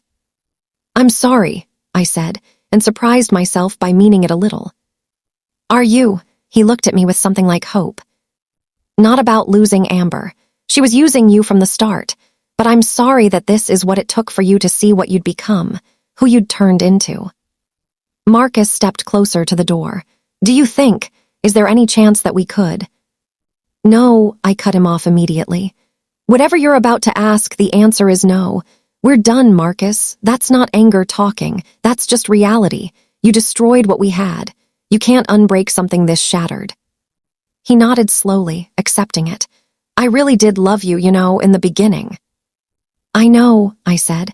I loved you too, but love isn't enough when there's no respect, no trust, no partnership. And you made it clear that you didn't respect me, didn't trust me to be part of your life as an equal, and didn't want me as a partner. I was wrong, he said. Yes, you were, but that's something you'll have to live with, not me. He stood there for another moment, looking like he wanted to say more, but there was nothing left to say. Goodbye, Marcus, I said and closed the door. I stood there with my back against the door, listening to his footsteps retreat, his car start, drive away. And then I cried. Not because I wanted him back, not because I regretted anything, but because I was finally, truly mourning the death of my marriage, the end of the life I'd thought I'd have. I let myself cry for 20 minutes, and then I washed my face, made myself another coffee, and got back to work. Because I had a life to rebuild. The reckoning wasn't just for Marcus, though. It was for everyone who'd participated in my humiliation. Sandra and Keith, the couple who'd taken Marcus's side and called me money-hungry, found themselves suddenly uninvited from several major social events. The charity boards I sat on made it clear that supporting someone who'd publicly humiliated his wife wasn't a good look. They tried to backtrack, to reach out to me with apologies, but I didn't respond. Some betrayals can't be walked back. The business associates who'd believed Marcus's lies about our amicable separation and hadn't bothered to check with me found themselves embarrassed when the truth came out. Several sent expensive gifts and groveling apology notes. I donated the gifts to charity and threw away the notes. And the people who'd stood by me, who'd believed in me and supported me, I made sure they knew how much they meant to me. I took Rebecca on a 2-week vacation to Italy. Thank you for giving me a safe place to fall apart and rebuild, I told her over wine in a cafe in Rome. She raised her glass. Thank you for showing me what real strength looks like. I sent generous donations to the charities that had supported me and made sure the people who'd testified on my behalf knew I appreciated their courage. And I started thinking about what came next. The settlement meant I didn't have to work. I could spend the rest of my life volunteering, traveling, doing whatever I wanted. But I didn't want to just exist. I wanted to build something again, something that was mine. Robert Chen's offer kept coming back to me. A consulting role with Richardson Development, or a board seat. But did I really want to stay connected to Marcus's company, to constantly be reminded of what we'd built together? I thought about it for a week, and then I made my decision. I called Robert. Thank you for the offer, but I'm going to decline. I don't want to be part of Marcus's world anymore, even tangentially. I understand, Robert said. Can I ask what you're planning to do instead? I'm going to start my own company, I said. Commercial real estate development like Richardson, but better, more ethical, more focused on sustainable development and community impact. There was a pause, then Robert laughed. You're going to become his competition. I'm going to become his superior, I corrected. In that case, Robert said, I'd like to invest, and I know several other board members who'd be interested as well. Within a month, I had my funding. Within 2 months, I'd assembled a team. Former Richardson employees who'd been unhappy with Marcus's leadership. Talented professionals who believed in my vision. People who wanted to build something meaningful. I called my company Meridian Development. A new direction, a new beginning. Our first project was a mixed-use development in a struggling neighborhood. Retail space on the ground floor, affordable housing above, community spaces integrated throughout. Exactly the kind of project Marcus would have dismissed as not profitable enough. But I made it profitable, and I made it meaningful. 6 months after the settlement, Meridian Development was being written about in industry publications. A new player in Boston real estate with a fresh vision and experienced leadership. And Marcus, he was yesterday's news. Removed from his CEO position, his reputation damaged, his personal life in shambles. I should have felt more satisfaction, more vindication. But mostly I just felt free. Life has a funny way of showing you who people really are when everything falls apart. And in the months following the settlement, I learned more about human nature than I ever wanted to know. The divorce had made headlines in the Boston business community. While the NDA prevented specific financial details from being released, enough information leaked that everyone knew Marcus had taken a major hit, and that I had won decisively. The first public fallout came from the Richardson Development Board meeting where Marcus was officially removed as CEO. I wasn't there, of course, but Robert Chen called me afterward to fill me in. "It was brutal," he said. "Marcus tried to fight it. He made this impassioned speech about how he'd built the company, how one personal mistake shouldn't define his entire career. But the numbers don't lie. Since the divorce became public, we've lost 3 major clients. Investor confidence has dropped. The company's reputation has taken a significant hit." "Who are they putting in as CEO?" I asked. "David Morrison. He's been COO for 5 years. Solid, reliable, and not involved in any scandals. The board is hoping he can stabilize things." I knew David. He was a good choice, capable and ethical. "How did Marcus take it?" I asked, not sure why I cared. "He walked out in the middle of the vote," Robert said. "Didn't even stay to hear the final count, though it was unanimous. He's still a major shareholder, but he has no operational control anymore." For a man like Marcus, who defined himself by his power and position, that had to be devastating. But that wasn't the end of his troubles. 2 weeks after being removed as CEO, Marcus's face showed up in the Boston Business Journal with the headline, "Fallen real estate mogul faces IRS audit." Someone had leaked information about the offshore accounts. Not everything, not enough to prove criminal intent, but enough to trigger an IRS investigation. Marcus was looking at potentially millions in back taxes and penalties. I knew I should probably feel bad about it. The investigation was a direct result of what we'd uncovered during the divorce. But I'd given him a year to clean it up, to pay what he owed. If he'd taken that seriously, this wouldn't be happening. Catherine called me when the article came out. "Did you see it?" "I saw it," I confirmed. "Any idea who leaked it?" I had my suspicions. Probably someone on the board who wanted to ensure Marcus couldn't make a comeback. Or maybe one of his own lawyers, frustrated with how he'd mishandled everything. "Does it matter?" I asked. "Not really, just curious. How are you feeling about it?" Honestly, I felt nothing. No satisfaction, no guilt, just nothing. Marcus's problems were his own now. I'd moved on. But the universe wasn't done with Marcus Richardson yet. A month after the IRS article, another story broke. This one in a gossip column rather than a business journal. "Real estate bad boy's new girlfriend has mysterious past." Someone had done exactly what Thomas had done, dug into Amber's background. And now her history was public knowledge. The scandal in Atlanta, the sexual harassment claims, the pattern of targeting wealthy men in real estate. The article included quotes from her ex-fiancé in Atlanta, who said, "I tried to warn people about her. She's a professional manipulator. She finds successful men, makes them fall for her, and then extracts as much money and advantage as she can before moving on to the next target." It was petty and vindictive, and I should have been above it. But I'd be lying if I said I didn't read the article 3 times. Amber responded with her own statement, claiming she was the victim of a smear campaign by bitter exes and jealous people. But the damage was done. She'd been exposed. I wondered if Marcus had seen the article. If he understood now that he'd blown up his marriage, lost his company, and damaged his reputation for a woman who'd never loved him at all. The fallout wasn't all negative, though. Some beautiful things came from the ashes of my marriage. I reconnected with old friends I'd lost touch with over the years. Women I'd known before Marcus, before I'd become Mrs. Richardson, when I was just Diana. They welcomed me back without judgment, and it felt like coming home. I grew closer to my family. My parents became regular fixtures in my life again. Sunday dinners, long phone calls.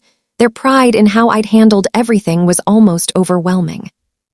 "You're stronger than I ever knew," my father told me. "I'm sorry I didn't see it sooner. I'm sorry I let you disappear into that marriage." "I let myself disappear," I said, "but I found my way back." And I found myself. For 12 years, I'd been Marcus's wife, his helper, his support system, his arm candy at events. I'd forgotten who Diana was when she wasn't defined by her relationship to someone else. Now I was remembering. I started taking art classes, something I'd loved in college but abandoned when Marcus said it wasn't practical.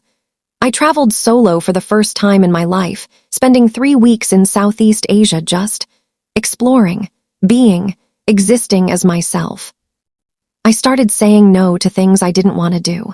I started saying yes to things that scared me. I dyed my hair a slightly different shade just because I wanted to. I bought clothes that made me feel good rather than clothes that made me look the part of a real estate mogul's wife. Small things, but they mattered. Meridian Development was thriving. Our first project was fully leased before we even completed construction. We had 2 more developments in the planning stages. Industry leaders were calling me for advice. Investors were seeking me out. I'd built something, not with Marcus, not for Marcus, just mine. And it felt incredible. But there were still hard moments. Days when I'd see something that reminded me of the good times Marcus and I had shared back when we were actually partners. Days when I'd doubt my decisions, wonder if I'd been too harsh, too unforgiving. On those days, I'd pull out the folder of evidence, the emails showing his affair, the financial documents showing him stealing from our marriage, the photos of him with Amber at the gala, introducing her as his wife while I stood in the back of the room. And I'd remember, I hadn't destroyed our marriage, he had. I'd just refused to go down with the ship. About 8 months after the settlement, I ran into Marcus at a restaurant. It was unavoidable. Boston's high-end dining scene isn't that big, and we'd always frequented the same places. He was alone. That was the first thing I noticed. No Amber, no date. Just Marcus sitting by himself at a table for 2 looking at his phone. He saw me at the same moment I saw him. For a second, I thought about turning around and leaving. But I'd already been seated, and I refused to let him have the power to drive me away from places I had every right to be. Our tables were on opposite sides of the restaurant. I could have ignored him completely. But something made me walk over to his table. "Hello, Marcus," I said. He looked up, surprised. "Diana, hi, I didn't expect to see you here." "I'm meeting a potential investor," I said, "for Meridian Development." Something flashed across his face. Pain, maybe, or regret. "I've heard about your company, you're doing well." "I am," I confirmed. "How are you?" It was a polite question, the kind you ask acquaintances. "I'm managing," he said. "The IRS thing is almost resolved. It's going to cost me, but I'll survive." "And Amber?" I asked, though I already knew the answer. "Gone, as I'm sure you heard. She's engaged to someone else now. Some tech guy in San Francisco. I saw the announcement on social media." He laughed bitterly. "You tried to warn me, didn't you? At the mediation, about who she really was." "I didn't warn you about anything," I said. "I just told you the truth. What you did with that information was your choice." He nodded slowly. "I made a lot of bad choices." "Yes, you did." "Do you?" He hesitated. "Do you ever think about what might have happened if I'd made different choices? If I'd been honest with you about being unhappy? If we'd gone to counseling like you suggested?" I thought about it, really thought about it. "Sometimes," I admitted. "But I think, honestly, we were already broken by the time I suggested counseling. Maybe we'd been broken for years and I just didn't want to see it. You didn't respect me anymore, Marcus. Maybe you never really did, and you can't build a marriage without respect."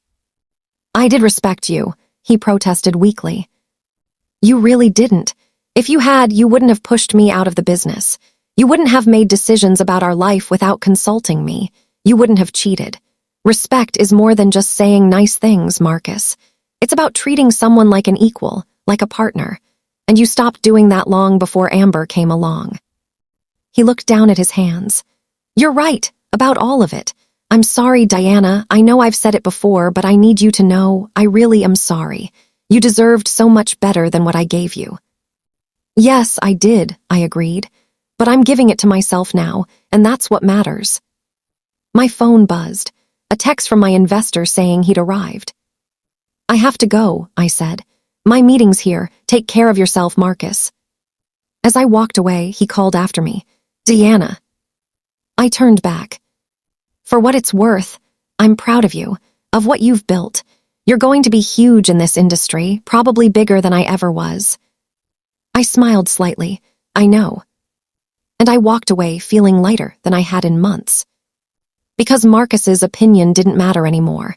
His pride, his regret, his apologies, none of it mattered. I'd stopped needing his validation. I'd stopped needing anything from him at all. That night, as I celebrated closing a major investment deal with my team, someone asked me if I ever regretted the divorce. If any part of me wished I'd just taken the initial settlement offer and avoided all the fighting. Not for a second, I said honestly. Fighting for what I deserved taught me who I am. It taught me my worth, and it showed me that I'm capable of so much more than I ever knew. If I'd just taken what he offered and walked away quietly, I'd still be that woman who let herself be erased. Now I'm the woman who built herself back up and created something incredible. So no regrets. Rebecca raised her glass. To Diana, the woman who refused to disappear. Everyone drank to that. And I realized that the fallout from my divorce, all the pain, all the struggle, all the public drama, had given me something Marcus never could have. It had given me myself. A year after the settlement, I received an invitation that I never expected. The Boston Business Association wanted to honor me as their Entrepreneur of the Year. Me, not Marcus, who'd been on their board for years. Not one of the established developers who'd been in the industry for decades. Me, with my year-old company and my commitment to ethical development. The awards ceremony was going to be huge. All the major players in Boston's business community would be there, including, almost certainly, Marcus. Catherine thought I should go. It's recognition you've earned, and it shows everyone that you didn't just survive the divorce, you thrived. Rebecca was less sure. Are you ready to be in a room with him again, in front of all those people? I thought about it, really considered whether I could handle it. And then I realized I wasn't the same woman who'd stood in the back of that ballroom a year ago, watching her husband humiliate her. I was stronger now, sharper, unbreakable. I'm going, I decided, and I'm going to look amazing doing it. I bought a dress for the occasion. It was deep emerald green, elegant and powerful. I felt like a different person when I put it on. Or maybe I felt like myself for the first time in years. The night of the ceremony, I arrived alone. By choice. I didn't need anyone on my arm to validate me. The venue was the same hotel where the charity gala had been held. The same ballroom where Marcus had introduced Amber as his wife. Walking and felt surreal. But this time, I wasn't in the back of the room. I was at the head table. People approached me all night. Congratulations. Praise for what I'd built with Meridian. Requests for meetings, partnerships, investments. I'd become someone who mattered in this industry, someone people wanted to work with. And then I saw Marcus. He was there as I'd expected, sitting at a table near the back. He was alone, I noticed. No date, no Amber, just Marcus looking older and smaller than I remembered. Our eyes met across the room. He lifted his glass slightly in acknowledgement. I nodded back. Civil, distant, nothing more. The ceremony began. There were several awards presented: Lifetime Achievement, Innovation in Sustainable Development, Community Impact. And then they got to Entrepreneur of the Year. This year's recipient has shown remarkable vision, integrity, and resilience, the presenter said. In just 1 year, she's built a development company that's already making waves in the industry. Her commitment to ethical business practices and community-focused development has set a new standard. Please join me in honoring Diana Richardson, founder and CEO of Meridian Development. The room erupted in applause. I stood and walked to the stage, my heart pounding. This was real. This was happening. As I accepted the award, a beautiful glass sculpture, I looked out at the audience. Hundreds of people, all there to celebrate business achievement, and they were celebrating me. I'd prepared a speech, but standing there, I decided to speak from the heart instead.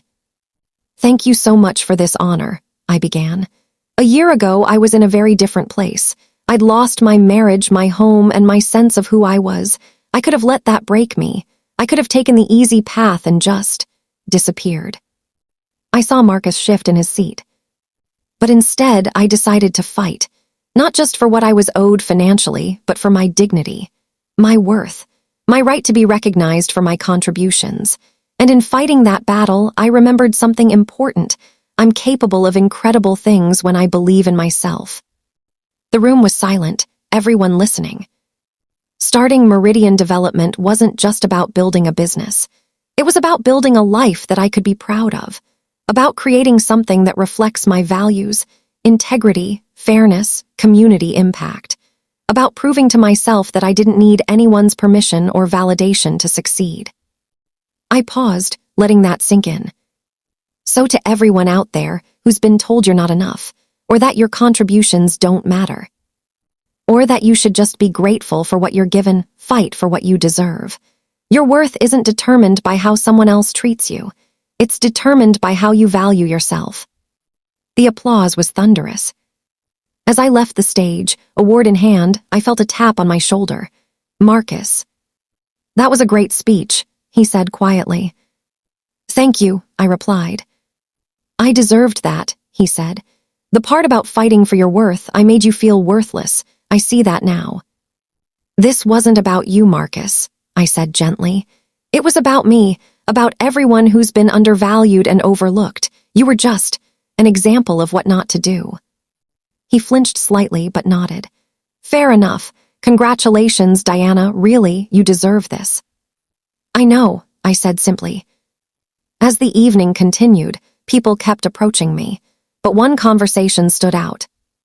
A young woman, couldn't have been more than 30, pulled me aside. "Mrs. Richardson, or Ms. Richardson, sorry, I don't know what you prefer." "Deanna is fine," I said warmly. "Deanna, I just wanted to say thank you. I've been in a similar situation. My boyfriend, we're not married, but we've been together for 8 years. I helped him build his business, and now he's pushing me out, making me feel like I was just there, like I didn't contribute anything." My heart ached for her. I knew that feeling too well. "Your speech gave me courage," she continued. "I've been thinking about just walking away, taking nothing, avoiding the fight, but you're right. I deserve better. I deserve to fight for my worth." I took her hand. "You absolutely do. And if you need resources, lawyer recommendations, advice, anything, please reach out to me. Seriously, you don't have to do this alone." She teared up. "Thank you, that means everything." I gave her my card and watched her walk away with her shoulders a little straighter, her head a little higher. That moment, that single conversation, meant more to me than the award. Because this was why I'd fought. Not just for myself, but for every woman who'd been made to feel small by someone who should have built them up. The evening ended with networking and cocktails. I found myself in a conversation with several major investors, discussing a potential expansion of Meridian Development into other cities. "We're looking at Hartford and Providence," I explained. "Similar markets to Boston, but underserved in terms of ethical, community-focused development." "What kind of investment would you need for that expansion?"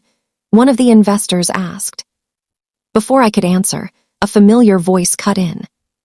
"Whatever she needs, you should give it to her. Diana Richardson doesn't fail." I turned. Marcus had joined our circle.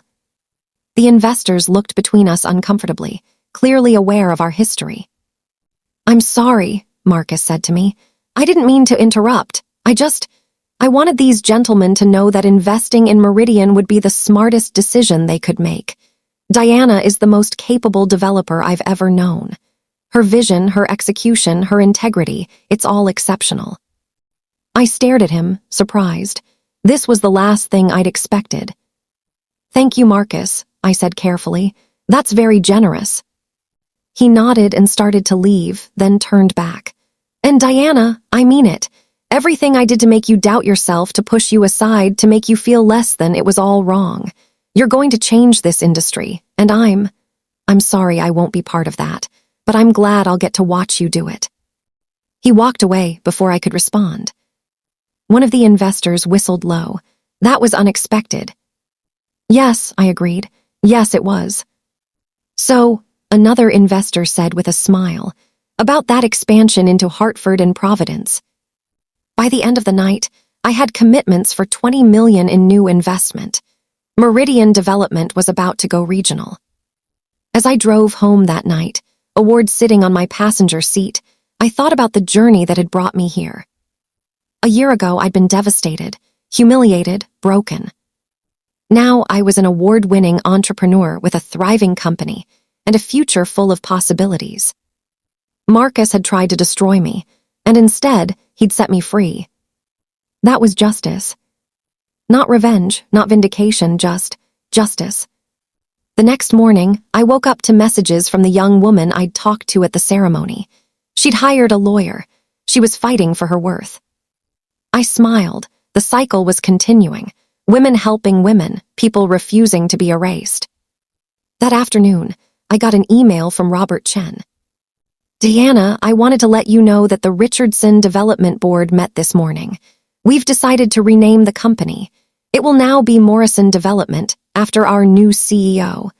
We felt it was time for a fresh start, free from the baggage of the past year. I thought you'd want to know. So Marcus had lost even his name. The company he'd built no longer bore his identity. Part of me felt bad for him, a small part. But mostly I just felt neutral.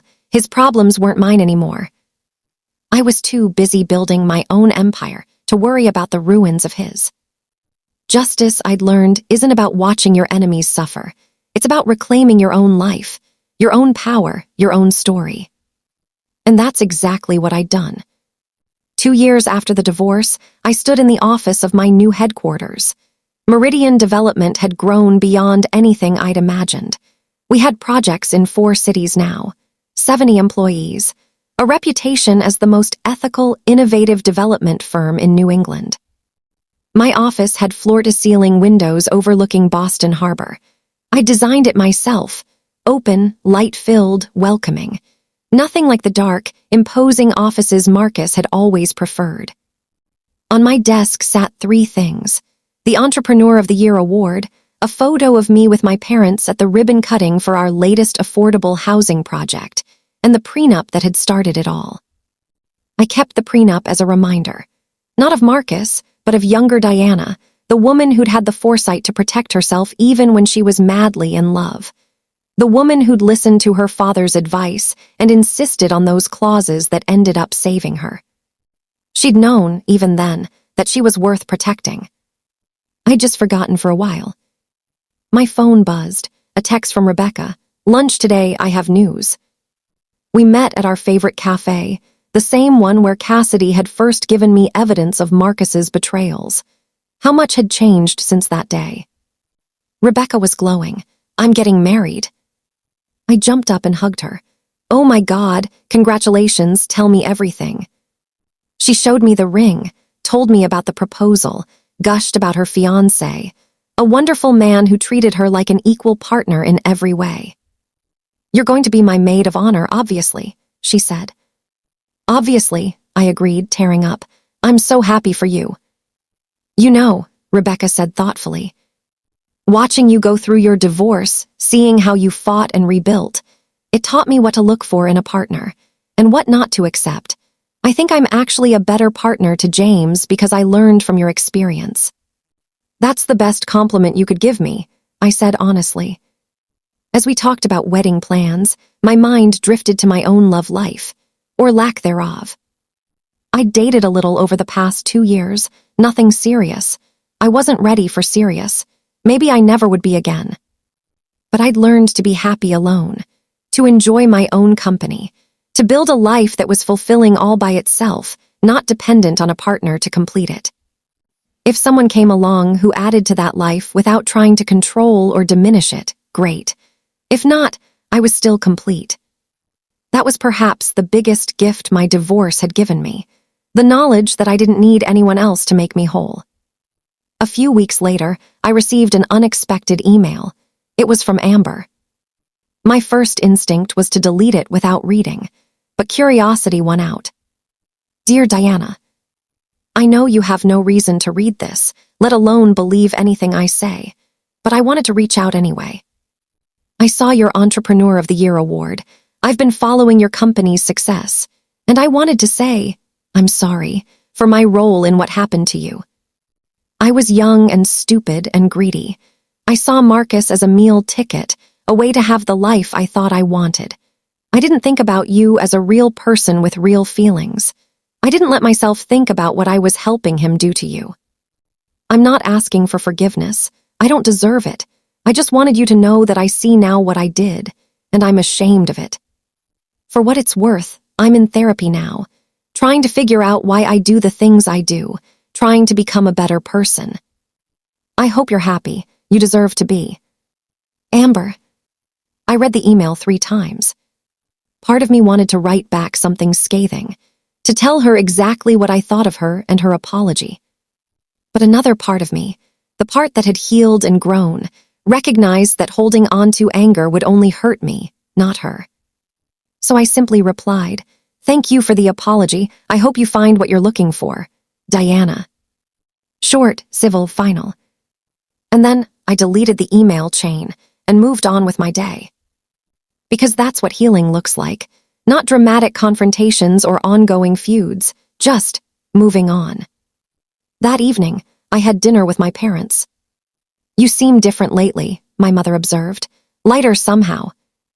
I feel lighter, I admitted. For the first time in years, maybe ever, I feel like I'm exactly where I'm supposed to be, doing exactly what I'm supposed to do. My father raised his glass. To Diana, who taught us all what strength really looks like.